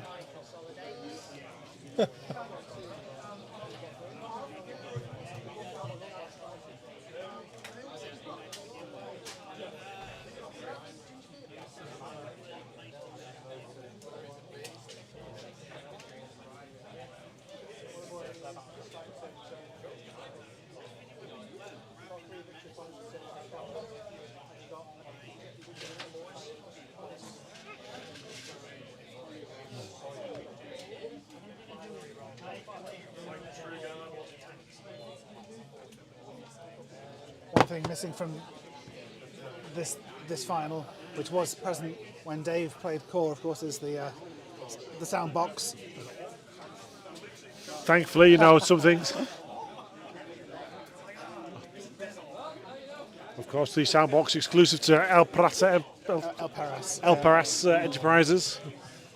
I think we'd find the sound on the stream would mysteriously go down if we had the sound box.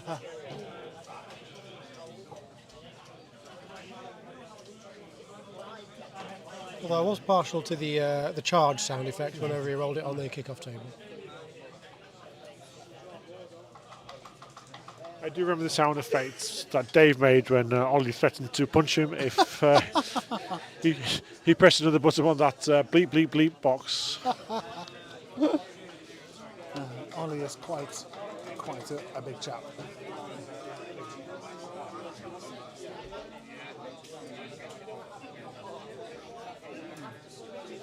to someone who's been involved in the fight against the local wildfires.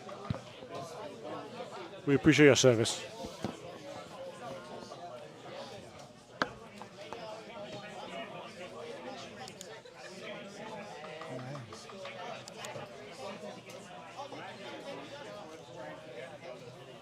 We're still waiting for the appearance of some of CJ's more chaotic toys, perhaps?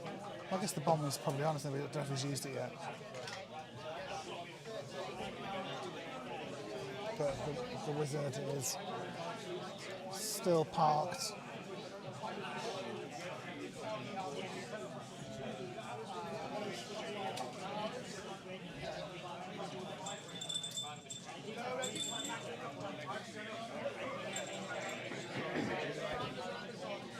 So we're on to Paul's turn 2 now, I think.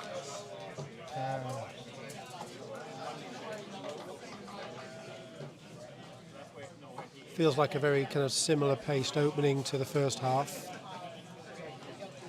CJ deciding just to stick all his big guys around the ball and slowly batter his way forward. Not entirely sure that's a good strategy, but we'll see. Dare I say it, in theory? I advise you don't.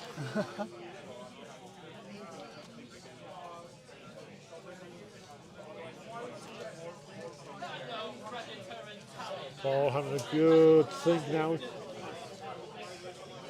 Deciding what sort of defence to go for, aggressive, passive. Ecumenical. I can't think of any funny words in this moment of time.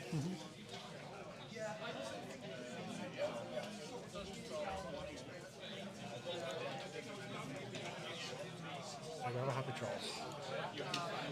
We've obviously mentioned various Waterbowl related events and stuff coming up this year, and obviously the Waterbowl tournament next February, but we've also put out on our socials the Waterbowl Legacy Team thread. It's Chaos Dwarves for next. It's Chaos Dwarves next year, isn't it? It is. So the idea behind it is that it's a giveaway team for coaches who contribute to the team and also then play in the tournament in February. It's a little, basically, lottery draw, and then the winner is gifted the team. The convention is that you play the team on the tournament day. Yep. Yeah, Craig Scouseboy went. Obviously, conventions are made to be broken. But thankfully they haven't been broken yet. No. No, I don't think it has actually, no. But Reject the system. Think for yourself. Do not let the Waterbowl overlords think for you. do not let Barney on the mic. But yeah, the sign-up threads are on our Facebook page and on Discord. Yeah. And places filling up nicely. There was some good interest last night, wasn't there? Yeah, got a good flurry of interest on ones I posted last night. Handily, I actually bought a 3D printed Chaos Dwarf team at the home nation, so I had 7 hobgoblins, so I'm pretty sure, fingers crossed, I should be okay to let one go. Have either of you used Chaos Dwarves in the new edition? I don't think I have, no. I'm actually, I don't know if I just admit this, I've never used them before, but I'm considering looking at them for Eurobowl. Oh. The team I'm on isn't particularly good, so I don't think it matters what I take. Just because you're dragging your team down doesn't mean the team's not good. Yes, Doggy, I remember you winning they're called the Water Bowlers, and they were. The dwarf team, wasn't it? Yeah, and they were great. They had the nice clear lettering for the coaches on the front. And yeah, like Gav says, he's got next year. There's Blackburn Rock Bowl, June 27th.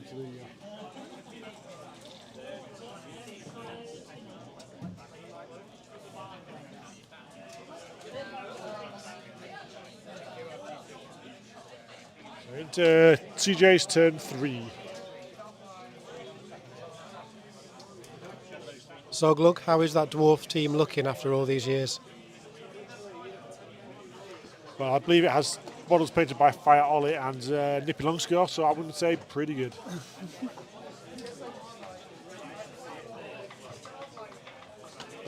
Oh, nice.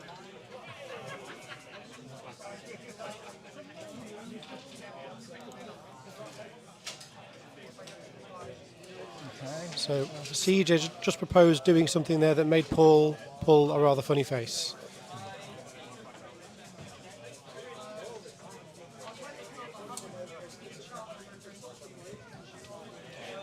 Proposed doing something on the Blood Bowl pitch, by the way. I don't think they were talking about anything else.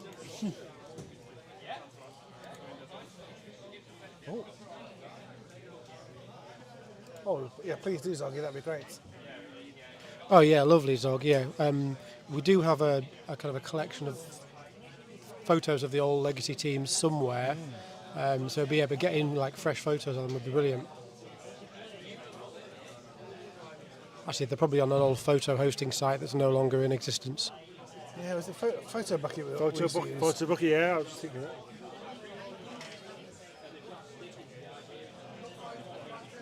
Okay, so a little switch around. I'm sorry, I was thinking back at for those who remember forums, you have to upload your photos for Photo Bucket, copy a link, and then edit a link into forum. Not like these days where you can just instantly upload it to Discord. Yeah, in terms of things that make one feel / sound ancient, it's that kind of thing, isn't it? So this is quite a pronounced swing out to the wing for CJ here. Yeah. Oh, always nice to see a 60 when you don't need one.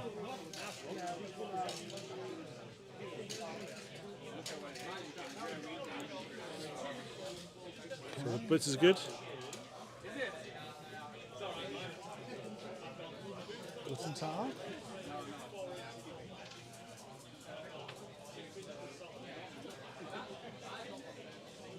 Oh, nice. That'll do it.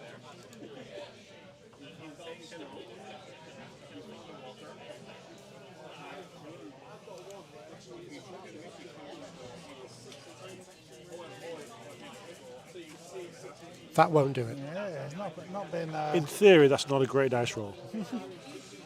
CJ not been getting many big rolls. The odd one or two, but in this matchup, obviously needing some high numbers to break armor.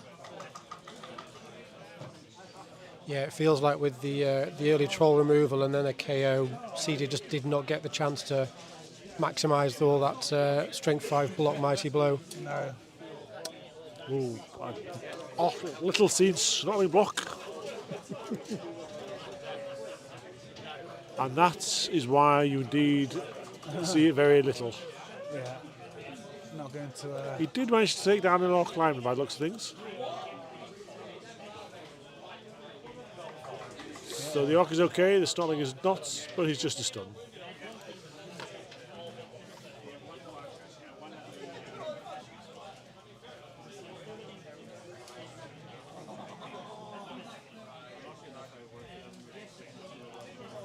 In Paul's position, he doesn't need to go crazy here. He can just be quite measured. He just needs to cover the gaps. Yeah, I think the standard move would be just to kind of retreat a little bit, not give CJ the space to move forward anymore. Yeah, and then if a couple of orcs leave the pitch, then that obviously changes the picture a little bit. Maybe then he has to get a bit more creative or work out how he's going to encourage the score, depending on what the lay of the land is. Yeah. Yeah, in theory, we should go to an extra half if it's level at half time, but time-wise, we might amend that.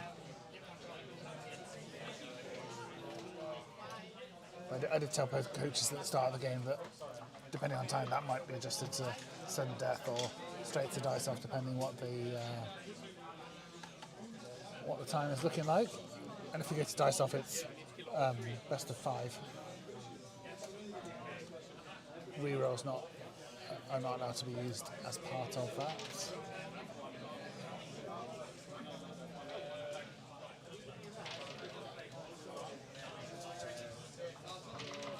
Just, at this moment, we'll say a big thank you to CJ for driving down the opposite side. We have the side cam on, so that was helpful for us. Boy's a rebel.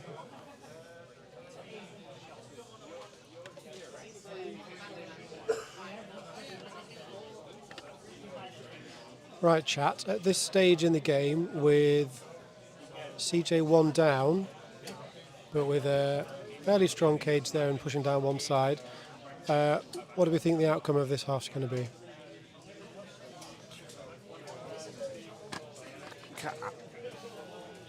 Barney's speechless. And I am speechless at Adam Bean Magberry addressing the chat like a pro streamer. Like he's born to it, moulded by it. I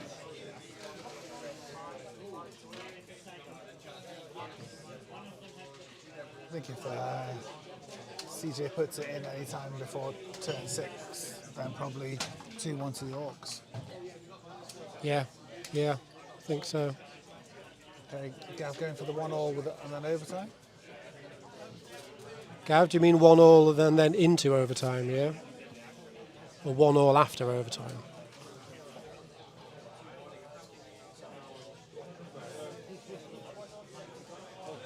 Well, it's not going to be 1-0 going into overtime, is it, Andrew?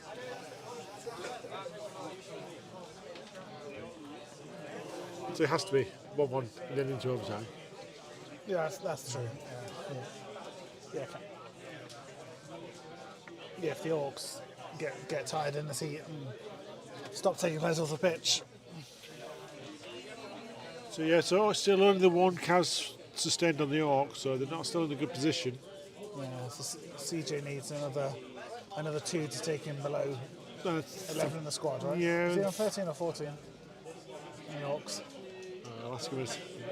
Oh, the Orcs. The The Orc 13 players on the roster, yeah. Yeah, so Sorry, I thought you were talking about his team on the pitch. Oh, this no, side, no.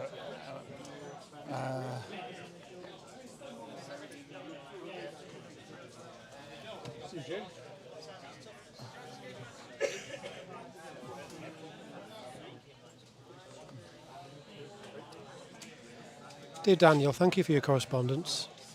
I'm glad to hear you're well. And yes, embracing madness is always a good choice. If we have got any younger listeners, this is very reminiscent of an ancient show called Points of View. I have a letter from a slightly disgruntled of Stone in Staffordshire.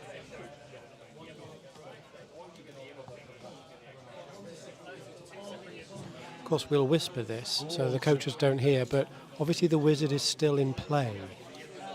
Shots fired. When Dan missed the final.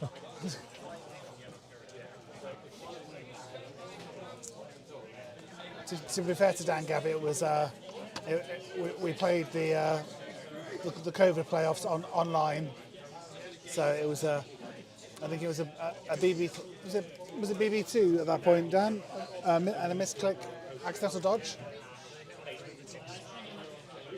Oh, sorry, yeah, they're both pushed on the yeah, sorry. Okay. Ooh. Okay. And I do believe that was a casualty. So I think that was CJ getting caught out with both the big uns being move 6, which I've just realised is only one movement increase as opposed to 2, because they're now natively movement 5, aren't they? Barney on top of all things BB, as always. Yeah, BB King.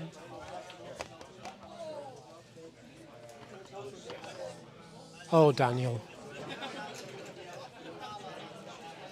It was the failed dodge heard around the world.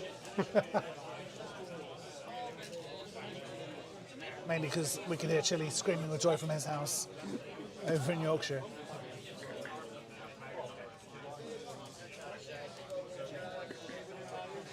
Oh, I think that's a really stupid, yep. Uh-oh.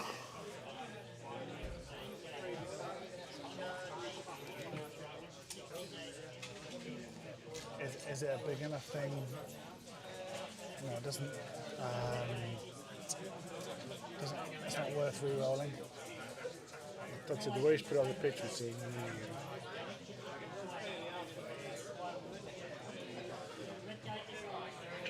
CJ's on this ass hatch. Oh damn! Oh man. Dan, if you haven't cried while playing Blood Bowl, you just haven't been playing long enough, right?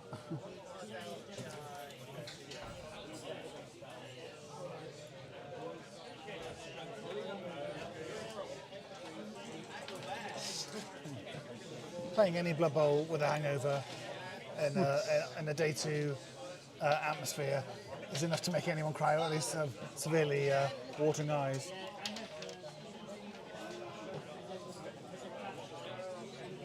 That's almost every Monkey Bowl for me.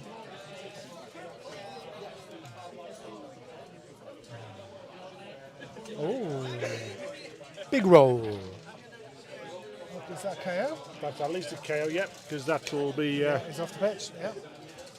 Apo not used. So that's line or a blitz just there. look. I think it was both down to. I think it would just be a line off. Yeah. Not knowing if Paul's used his Apo. I think this would have been quite a good time to use an Apo. It's just alignment, but this is the final, so it's as good as a tournament game. And I think as many options on the pitch is good. Barney, well, I'm presuming is that child the elder of your children that's watching? Yes. Oh, he's the pronoun. Yes, he. Barney, can you give a shout out to Dinky Dan?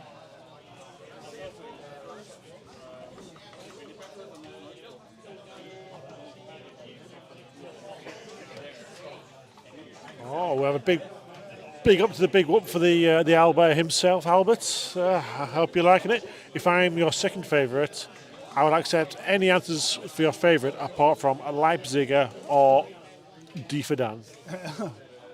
I think it's Philip Moanga. Oh, I mean, any of us would be happy to be second. We're just happy to be in the same race, the same room. However, the rest of us, Albert, coming second Not to the same Barney. race, we're be slightly different. Placing below Barney, we are outraged and we have our own shout outs to shout at you.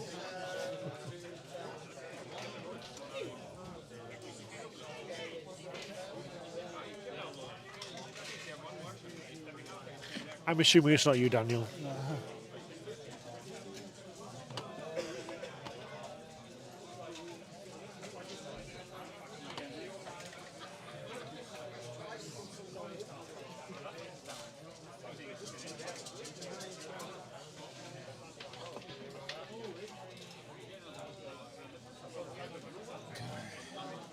So, turn 4 for the Snotlings. So we've got one stupid thing, but we have got one orc. Yeah, it was that pump wagon, wasn't it? Yeah. So it looks like we're into Paul's turn 4 now.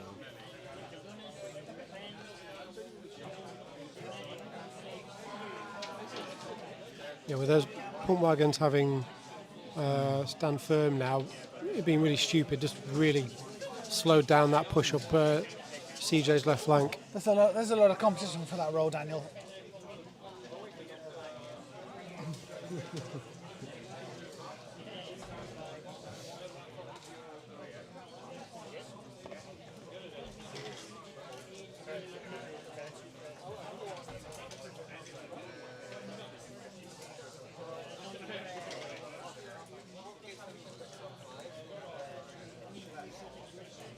So I was a bit worried that Paul was pushing his troll a bit too far into CJ's half, but I think what he's doing there is tagging one of the mercs just to keep him out, because although it's a loss of strength, maybe the mobility of the merc might be something he's worried about.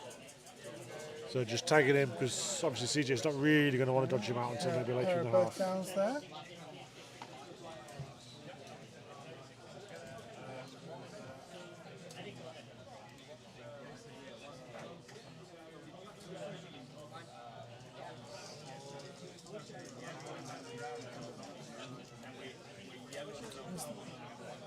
Which of the mercs is that? Was that takedown that's charity? tagged? That's, Presumably, if they're both no, laying on the I think floor. Takedown Terry's out of the game at the moment. Oh, is he? Okay, but they've both gone down, haven't they? So I think that is the maybe Chonk has. So I think maybe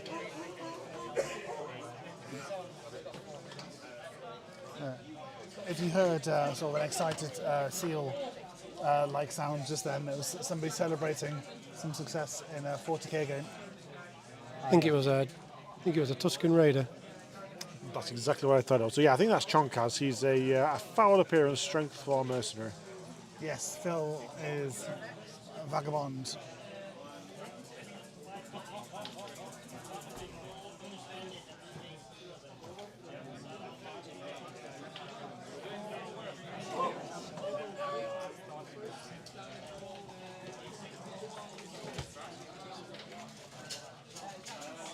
This is on Chonk has. So he passed the foul appearance. So that extra dice is because Chonkaz has got foul appearance. But his armour holds up. I've got to shoot this. I think he's 9 10 plus. 10 plus, 10 plus, yeah. I just consult with the person who made the character and find out. 6 months ago. Along with about 17 other mercenaries. One of the nice things on tour play for the new season Ooh, is that for the first time you can actually do mercenaries specific and narrow down who they can play for. Oh, 9. So that would have been through on a Snotling, so that's badly dead. Thankfully, I think he needed the Mighty Blood to get through the Snotling's armour, but thankfully rolled the 9 to get these stunty cast. Yeah.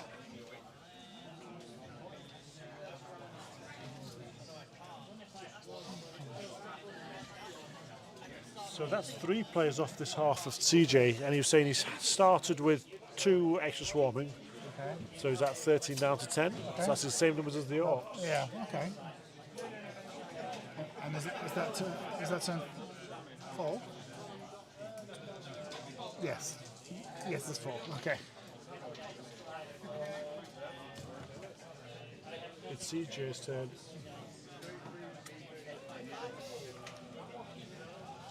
I think he's getting to Barney. So CJ's 5.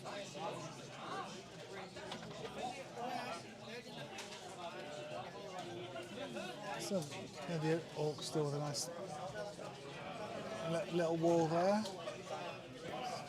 yeah, there's going to have to be some creative thinking here, I think, for CJ to find a safe position.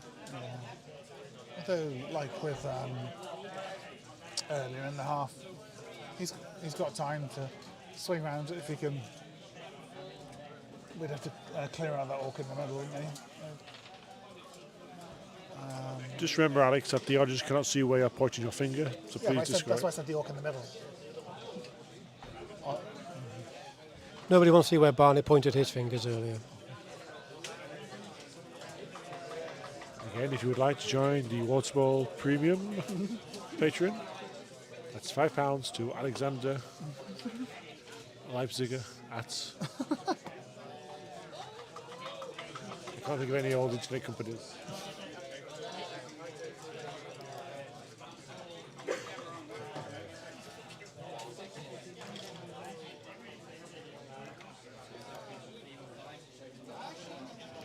It's all in the side now, unfortunately.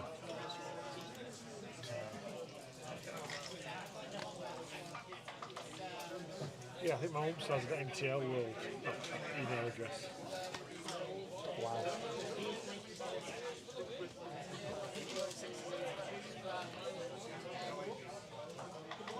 Yeah, so we're sticking with the overhead view right now because, as Barney rightly pointed out, the play is on the opposite side of the pitch to the side view. So if you're disgruntled at the coaches.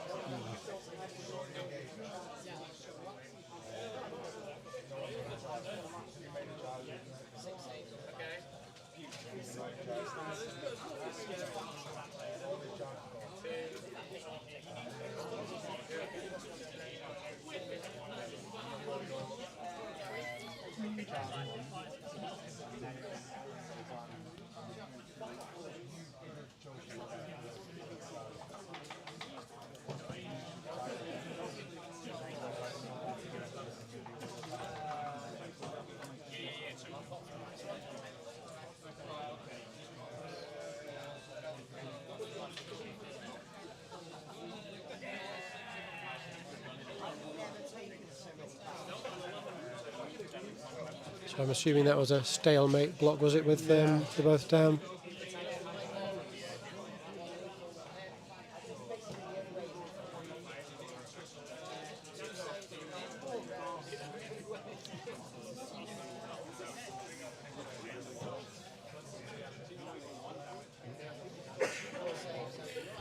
Dice are now being deployed.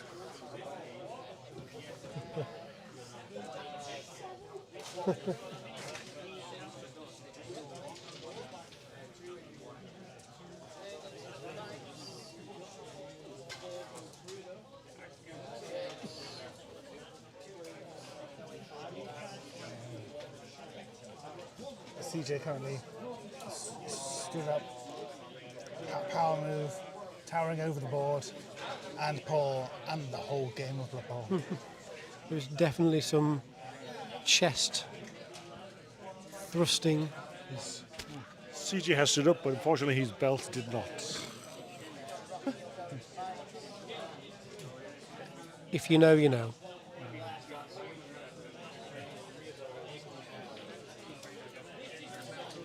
CJ now starting to build almost like kind of rolling thunder, beating on his chest, volume increasing, trying to intimidate Paul. I think we've all been in these situations that CJ's in right now, where you feel like you can't sit down to play the game. You've got to stand up. Yeah. I think we all know that mindset, that the feeling like, I've got to take this seriously now. Also, we've stolen his chair.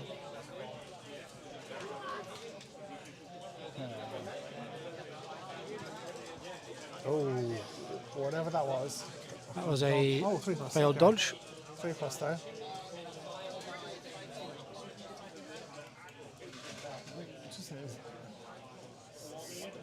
Okay, so activation is successful. Okay.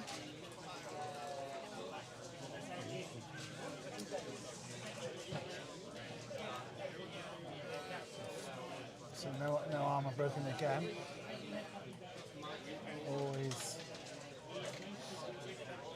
Always tricky when you've got to make that dice roll to get the ball carrier away, isn't it? Yeah, right. When to do it. And here we go. I guess in this situation, whenever he's done it,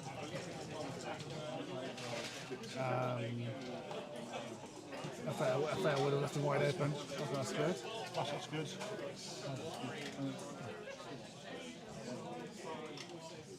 So are we in need of rushes here? Or is he hoping to get other people around? I think it's his remaining stilty runner, so we should have this is a rush coming up now, I think. Yeah. Yeah. With the Yeah, nice. Yeah, in retrospect, here we go. yeah, with the sprint. No, he's going to hedge. Yeah. Clever. Good idea. CJ deciding to use the super clear NAF D6 from the silver I was era. just going to say that. I should have thought about beforehand. Should we have a look at the dice first? Well, it's psychological warfare, isn't it? If you're just trying to make your opponent just squint that little bit more during the game, you know, they're just kind of sapping their energy and their mental capacity. And this is the good grace to use dice with clear logos. And of course, the advantage with the snotlings, obviously, like when you are moving a cage around and you are having to escape. oh, straight. Oh, must have been tackle. Yeah. No, that was just a. Was that just a straight two? That was takedown Terry.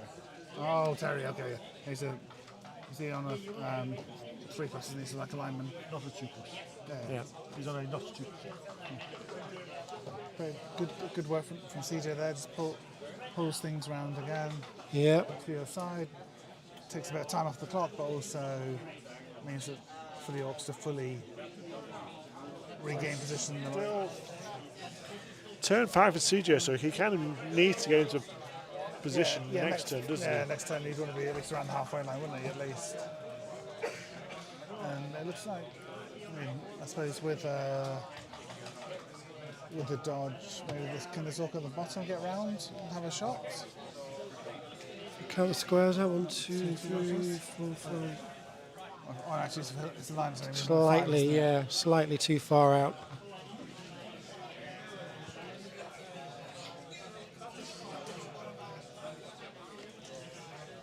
guess from Paul's perspective, it'd be like a chancy shot at getting it, but then he would free up 2 Snottingham players as well. Yeah. Who are the wrong side for him.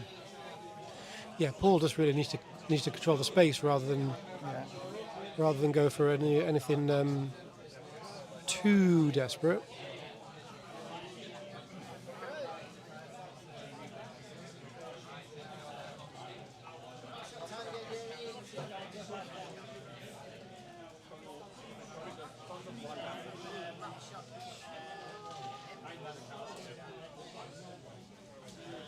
It's one of the tricky aspects of the Snotling team, isn't it? It's not as easy to isolate the big guys from the little guys. No. Because the little guys can go almost anywhere.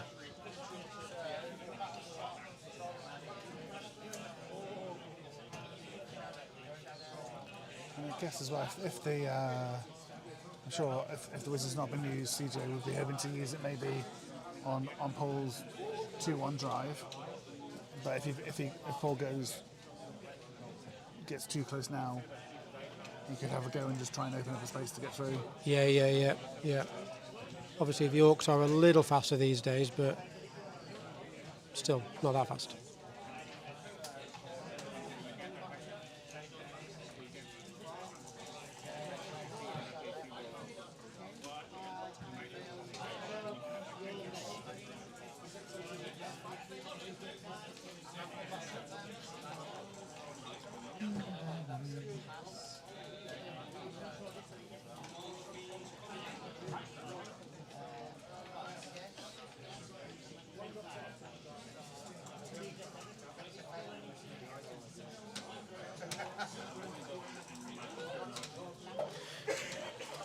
So, Bardi, from your perspective, that screen that CJ set up at the top of the screen on his right flank, how many players are in that right now? So there's only a couple of players by the ball carrier. And that screen kind of being led by the troll, I'm assuming. Is it 2 players behind the troll? So that's Troll with a couple of Snotlings behind it? there Or? is, yes. Sorry, I thought that was Paul's troll, but you're right, it is. No, Paul's troll is violating all the rules of Blood Bowl by being on the square base, remember?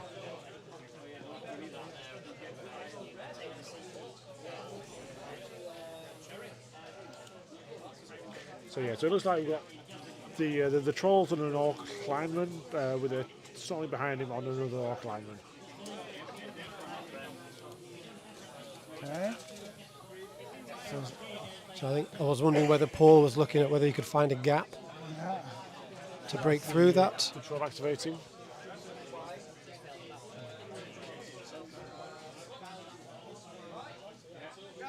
I am still a bit worried that Paul did push that troll a bit too far forward because, one more turn of running away and hope he may be left behind the action. Yeah, because he's going to have to use another player to get that troll back into the game.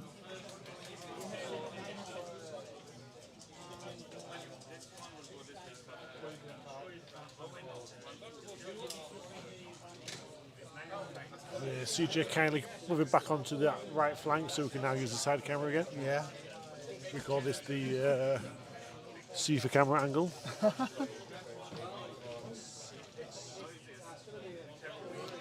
Okay. So he's got contact on the ball carrier. Rush. Big rush. Everything's coming out. Brungo was the blitz, is it? Second big rush. Okay, we don't need. Does he have tackled that player, do you know? Yeah, that feels big. That is pretty big. Not as big. Yeah. It's officially not as big.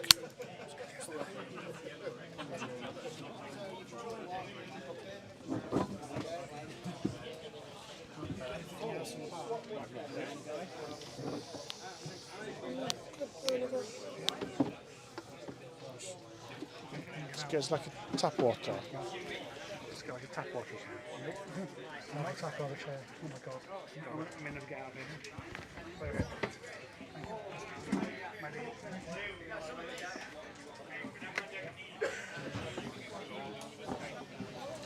Alex is just going to the bar. If anybody wants anything, just pop your orders in.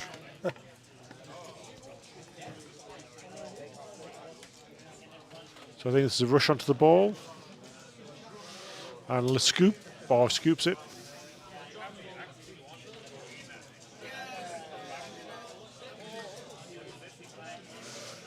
Well, So now that was, some would say, a pretty good turn from Paul. On to CJ's turn 6. So could this be where the is employed?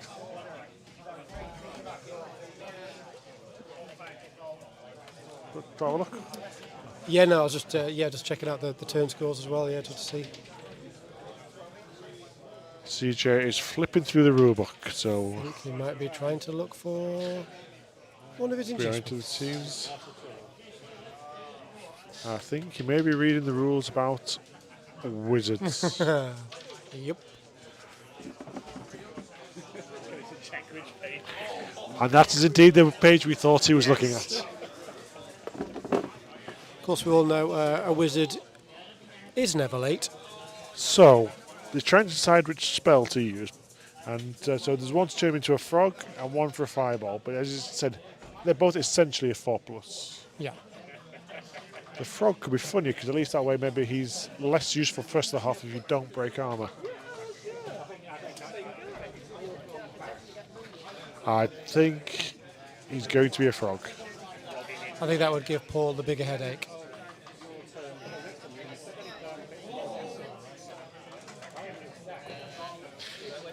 So here we go.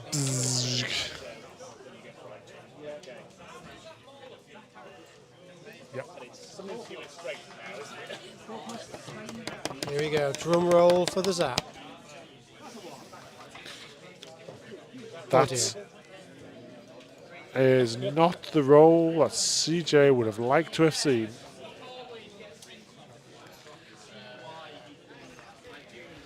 Well, I think that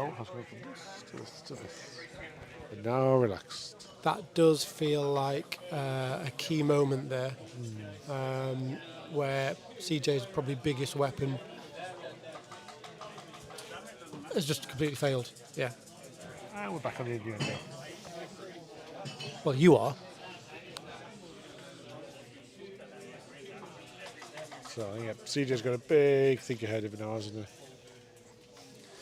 Yeah, Dan, obviously, kind of CJ not being able to reposition really anybody else. Yeah, he had to rely on his snotlings, didn't he, to screen off. And whilst they can be troublesome, yeah, when you've got And a the tool pump wagon's activating.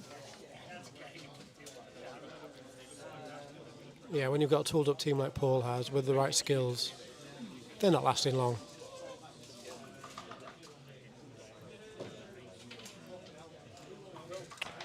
And CJ's pump wagon has given up the ghost and it just keeps lying down.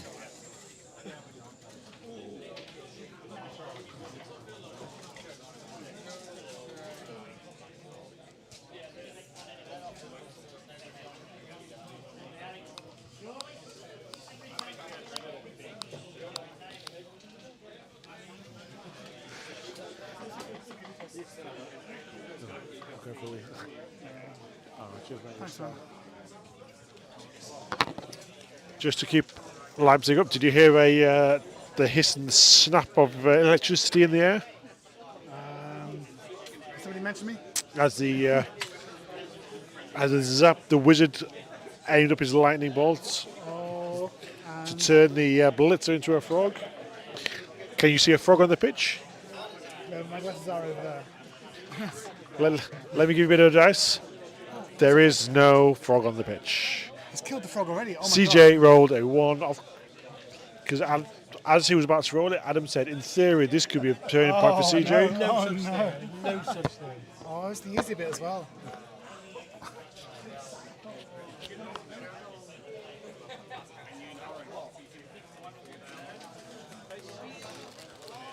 So Alex is back from the bar and his private gilded toilet at Element Games.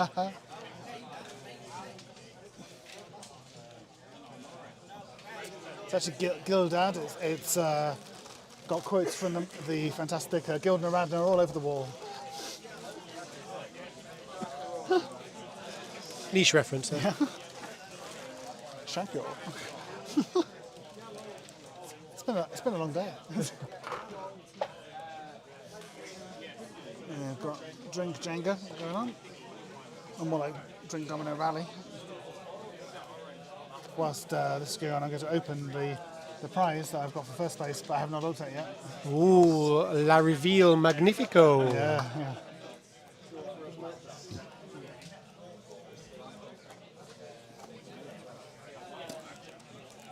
So you got that on eBay raffle. You just have no idea what it is. That's what it is, yeah. Yeah. I saw it in a mystery box. From unwantedcadavers.com.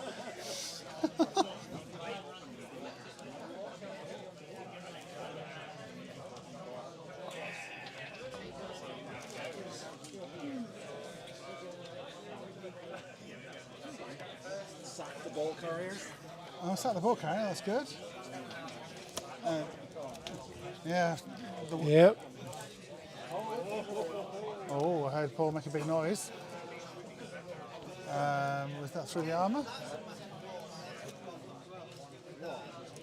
No, I think Okay, it so the ball's- might have just been Ball's moved now. Been resolved. might have just been a stun there, I think, on the ball carrier. Okay, but still down and through the armour. Very useful. So yeah, I think both coaches there had limited resources to screen off the ball, and Paul, Yeah. I think it was just took the chance when he had it, but with a little protection. Yeah, now can CJ capitalise or get some more pressure on that ball? I would say, would you say that kind of in these situations, the Snotlings are actually quite useful as a whole team, not just the Snotlings Yeah. themselves, for getting through gaps like that? Oh, it's a re-roll. Oh, it's on the pickup. It's gone on the floor. Oh, it's hit the deck. To get the... Oh, Yep. ball scatters. Ball scatters again. Okay, well that's not straightforward for the Orcs, is it? And any pickup next to the sidelines is Yep. precarious. Could go anywhere.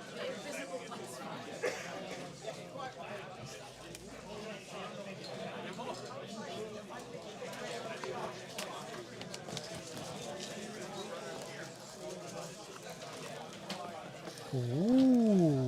Oh, so that was it. It's a shiny new trophy. Ta-da. So that's for best commentator. So I only got two prizes. So third. Sorry, Alex, how is it you spell Brugner? Is it... Sadly, I didn't get number 3, so not all commentators can have prizes, I'm afraid. Is it number 2 because I'm Albert's second favourite of the world? It is. That is exactly what it is. It's because I like an on-the-nose prize.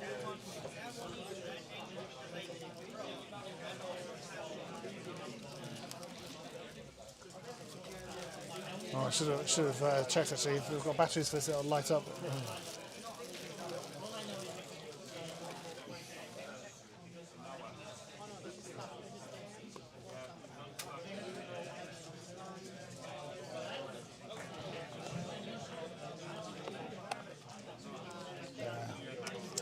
Sadly, I do not have 2 AA's to hand, and one of the many things that Element sell, I don't think they sell AA batteries. Laura changed, she's got some in her bedside couch. Actually, what was it close? She's definitely got some. I think there might be a blitz coming in here. Yeah, it's Blitz Barney. So I think the York that Breeden had the ball has been stumped, so he's not playing a part this turn tonight. Okay. You okay, Matt?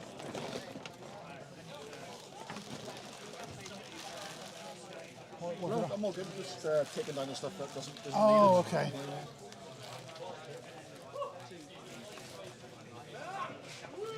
So this looks like another blitzer, so Yeah. we've got the 3 dice and the tickles.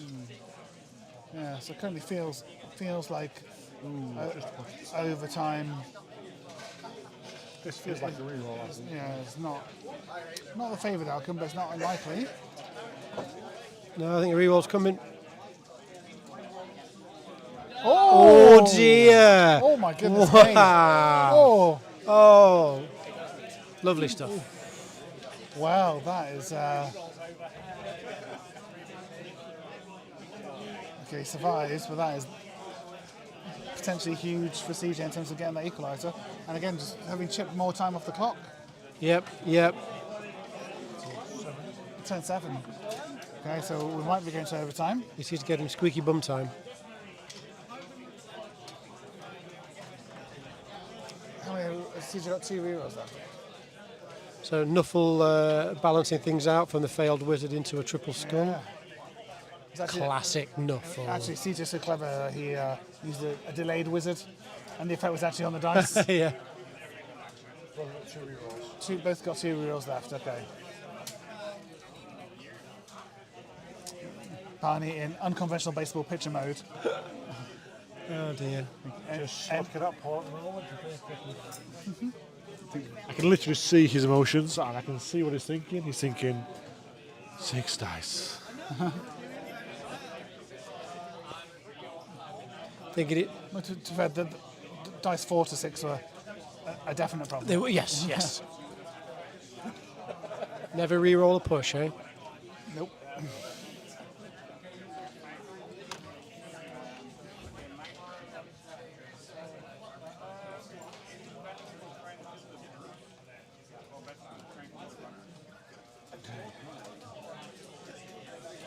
So,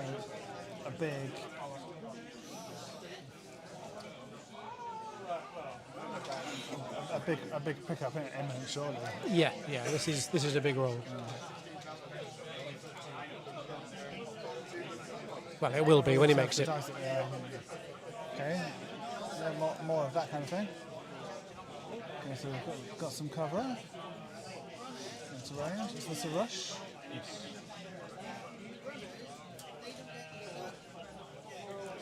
That's going to be one of the rerolls. This is a clear decision. Yep. Oh, phew! I thought Just.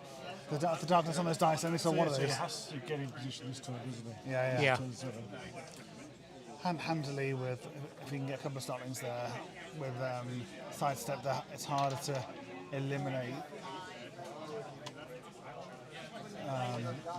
or to fully prevent them from being in range next turn.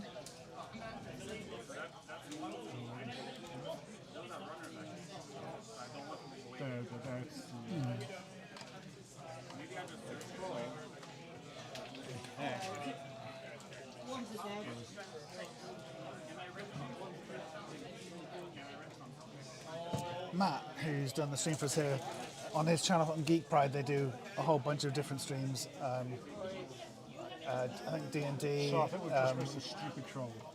Oh, yeah, I can see the dice down by the troll there, yeah. And occasionally Matt's down here streaming his own games of 40k, I think, or other games that I don't understand. I think it's a saga of a what was it? A Song of Ice and Fire. A Song of Ice and Fire, that's it, yeah. Song of Ice and Fire. Barney's nerd credentials there taking a bit of a hit. It's like a Blood Bowl. It's ropey when he gets there in the end.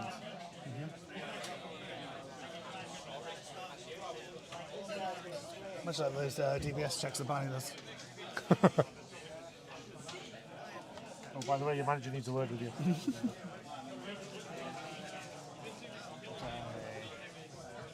So the telltale marking out of things with dice. Let's see. Would be obviously we have to be impartial, but it would be good to see CJ score. The other trolls both look to be tagged by orcs, so it's... Do you think at the current time, I mean, so we're over to 11, aren't we? So if we go to overtime, do you think we can get another half in? It's a single half, isn't it? So Yeah. And numbers are reducing as well, aren't they? So and rerolls are reducing as well. yeah. Okay, we'll keep as is then.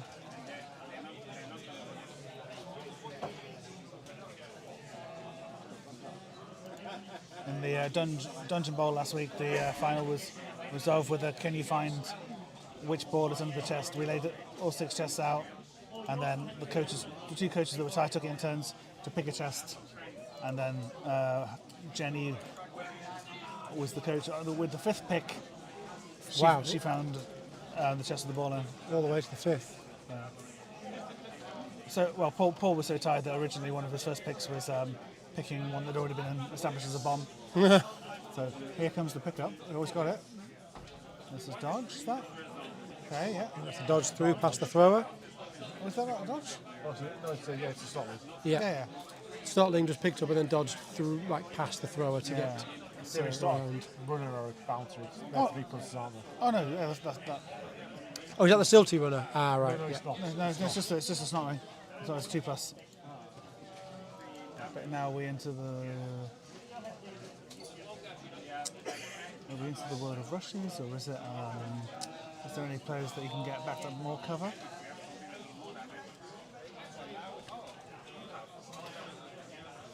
I think he's definitely relying on that one That's always forward play Snotley, isn't he, to get the ball? That's always risky, isn't it? Yeah. Rush. There we go. And then dodge, okay. That's another rush. Okay, so we've got a sidestep by the sideline. Now can we get some cover?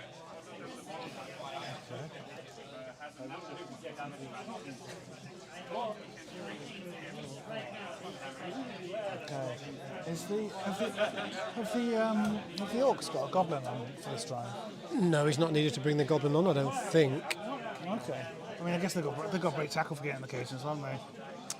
So they've Yes. got an abundance of break tackle.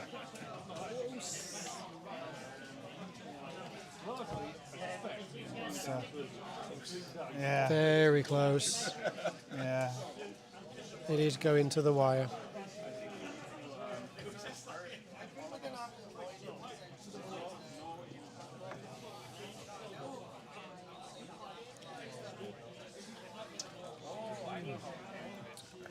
So I think the main concern here is the ball carried out of range, I think.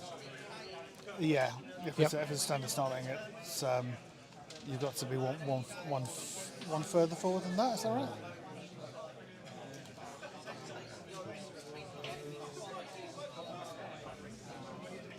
But he's still got some players to try and move, hasn't he? Oh no, it's Paul's go. Okay, so it's all on whether. Well, he'll get the choice of. Is it that has he got a big guy in range to throw the ball carrier if need be? As CJ, Yeah, has he? I can't see. I can't don't see think from the camera. so. No. I think this fellow at the bottom could be 1, 2, 3, 4, 5 squares away from the ball carrier, so it is a possibility. Okay. I think if Paul's got any spare resources, I think he'd probably tag that big guy there. See, I thought Paul might have gone for the police. Yeah. Yeah, I suppose maybe can he risk the sidestep? I could probably, or he's just focused too much on the ball carrier. Yeah, I was wondering whether I think like I said, the right thing is just try and delete the receiver, isn't it? But with all Paul's break tackle, can you get somebody in on the ball? But he just needs to get someone in between the ball and the troll who don't actually have to mark the ball. Yeah, I think sometimes in these situations you can get a bit focused on like, oh, do you know what, I can get rid of the ball, and then that becomes the attraction, and not like I said, not thinking, oh, actually I can make him do dice rolls. Yeah, so I've just overheard CJ say that the snarling with the ball is a mercenary, so that may have some issues somewhere at some point. Okay. This is a 2+ dodge with the break tackle. Okay, So that was a Russian and dodge. I think he gets a 3 dice. okay. You can push forward 2 there. dice. Oh, both down Well, there, that right? should be sufficient. Oh, Yeah. it's okay. But scatters forward though is okay, isn't it?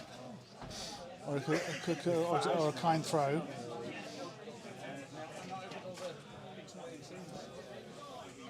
So we've got armour rolls and stuff coming up. Oh, that's a ball. Okay, so we can see on the screen the four's off the That pitch. is off the pitch. So the question is, which way is 1, 2, 3, 4, and 5, 6? 1, 2 is to the left, isn't it? Of where the, So 5-6 towards CJ. yep. Okay, so we want 1, 2, please. Across.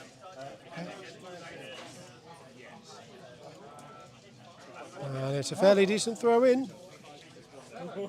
Oh, hello. Is that onto the troll? This would be delicious. Can we get a 6+ here?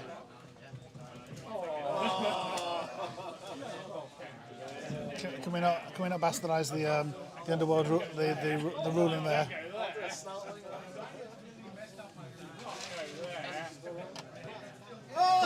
He fucking does it. So it's not a snarling catch.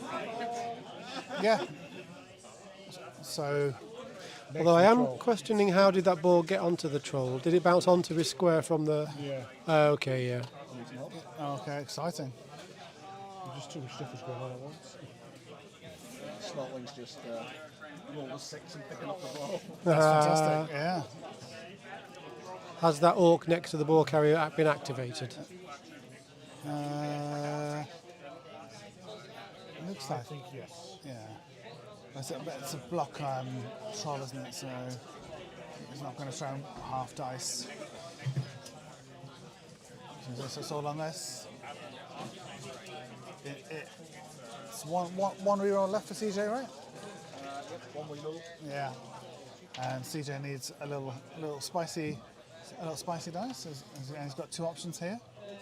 So what is it? Is it 2 plus 4 plus? Well, he needs to get the orc off. Oh no, but I mean, if you want to hand over, can he hand off? Is there not something just off screen? He's Oh yeah, so yeah, but you could dodge over 2 plus, hand off and a 4 plus, and then dodge out, or a chance it with the troll. What would you do? That's a good question, actually. 4 plus isn't the worst, is it? No, I think from there, because you need to do the stupid as well. I think I'd go for the handoff. I think. Yeah, Dan, I'm not sure. I didn't see whether they threw the ball in and then it bounced into the troll So square. the ball was thrown, went into the crowd, was thrown back in, landed on the troll, who failed it, but managed to knock the ball onto the Snotling. The problem is that the ball came back in on the pitch from the downed player's square in a straight line. It should have been in front of the troll. So whether the ball bounced off, landed in the empty square and bounced onto the troll. Maybe it did. Yeah. But I didn't see the D8 ball bounce, so who knows? So what's the shout here?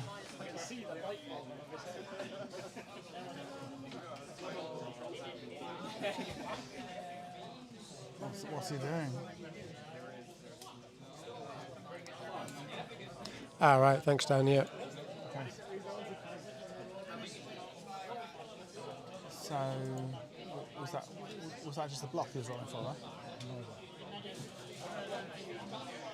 Oh yeah, he's blocked. Oh no. Yes. Take down Terry's going to blitz.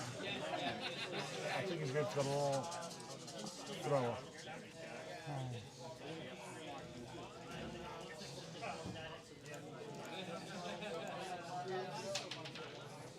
Oh, I've got the power. Okay, so he is going for the troll.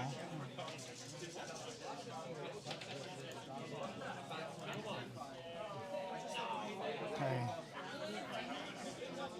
So with the troll, he needs is it 2, 2, 2, For the teammate. 2, is it like 2? It's like 2, 2, 3 to get it launched. 2, 2, 3 would at least get it launched, yeah. And then the vagaries of, at least in this edition, you can't go backwards. Yep. So Oh, really stupid on the troll. But we can still do the handover for stupid again. Oh, Okay.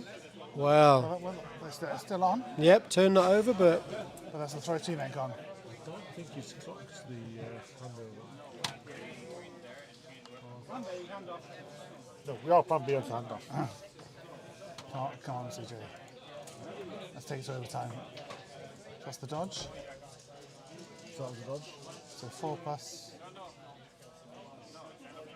Oh, well. Was that turn? Is that turn 7 or 8? So that's the. I think that was his turn 8, wasn't it? Well, I think we have a. Unlucky. Yep, that was it. That failed handoff there in the tackle zone has ended the game. Congratulations to Paul. We have a new Waterbowl League winner. Yeah. Fabulous work. Okay. Thanks to everyone for sticking around for the stream. Oh yeah, let's get some interviews done. Maybe turn the camera on for them. Oh yeah, that'd be good.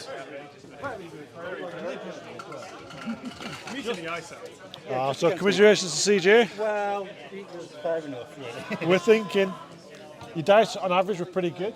I feel saving the those ones for the critical rolls were probably not the best plan, but you know. It wasn't necessarily part of my plan, but, you know, I will take your advice and use it better next time. I suspect, like you and Paul, when we saw that triple skull, it was like, oh, You used to that. it's all on, and then just not to be. Yeah. Okay. Oh. I know, yeah. Hi, Mum. Good day. Want to come in as well, CJ? Can we get CJ on the? So how did you feel, Paul? I brought Shane to Warm. How did you feel when you re-rolled that skull push? How confident are you with a pre-re-roll and post-re-roll? Yeah, I have no complaints. It was the sort of thing they definitely tell you not to do under any circumstances. Certainly kept us interested, that's for sure. Yeah, I enjoyed it. Just so you're talking into your microphone. Okay. No, very exciting. I thought, okay, maybe we'll get away with it in overtime. You can never count out a coach of CJ's quality and experience. I still feel like I was in the final as a result of some sort of admin error.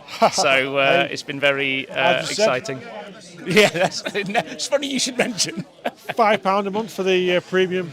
Yes, yeah. Patreon at Alexander Lewis Wormall at whiskyagogo.com for the Patreon.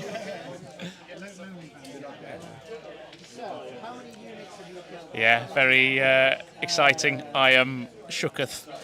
But yeah, I would like to thank my opponent. You're the first person I played when I started coming down to Waterbowl in a practice game.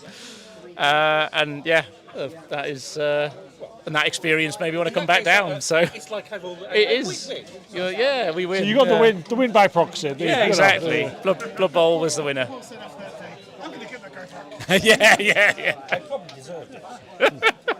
So yes. Wow. Into the Waterbowl. Oh. I don't think I've ever been in an annal. So Alex, would you like to What happens pass now? anything else?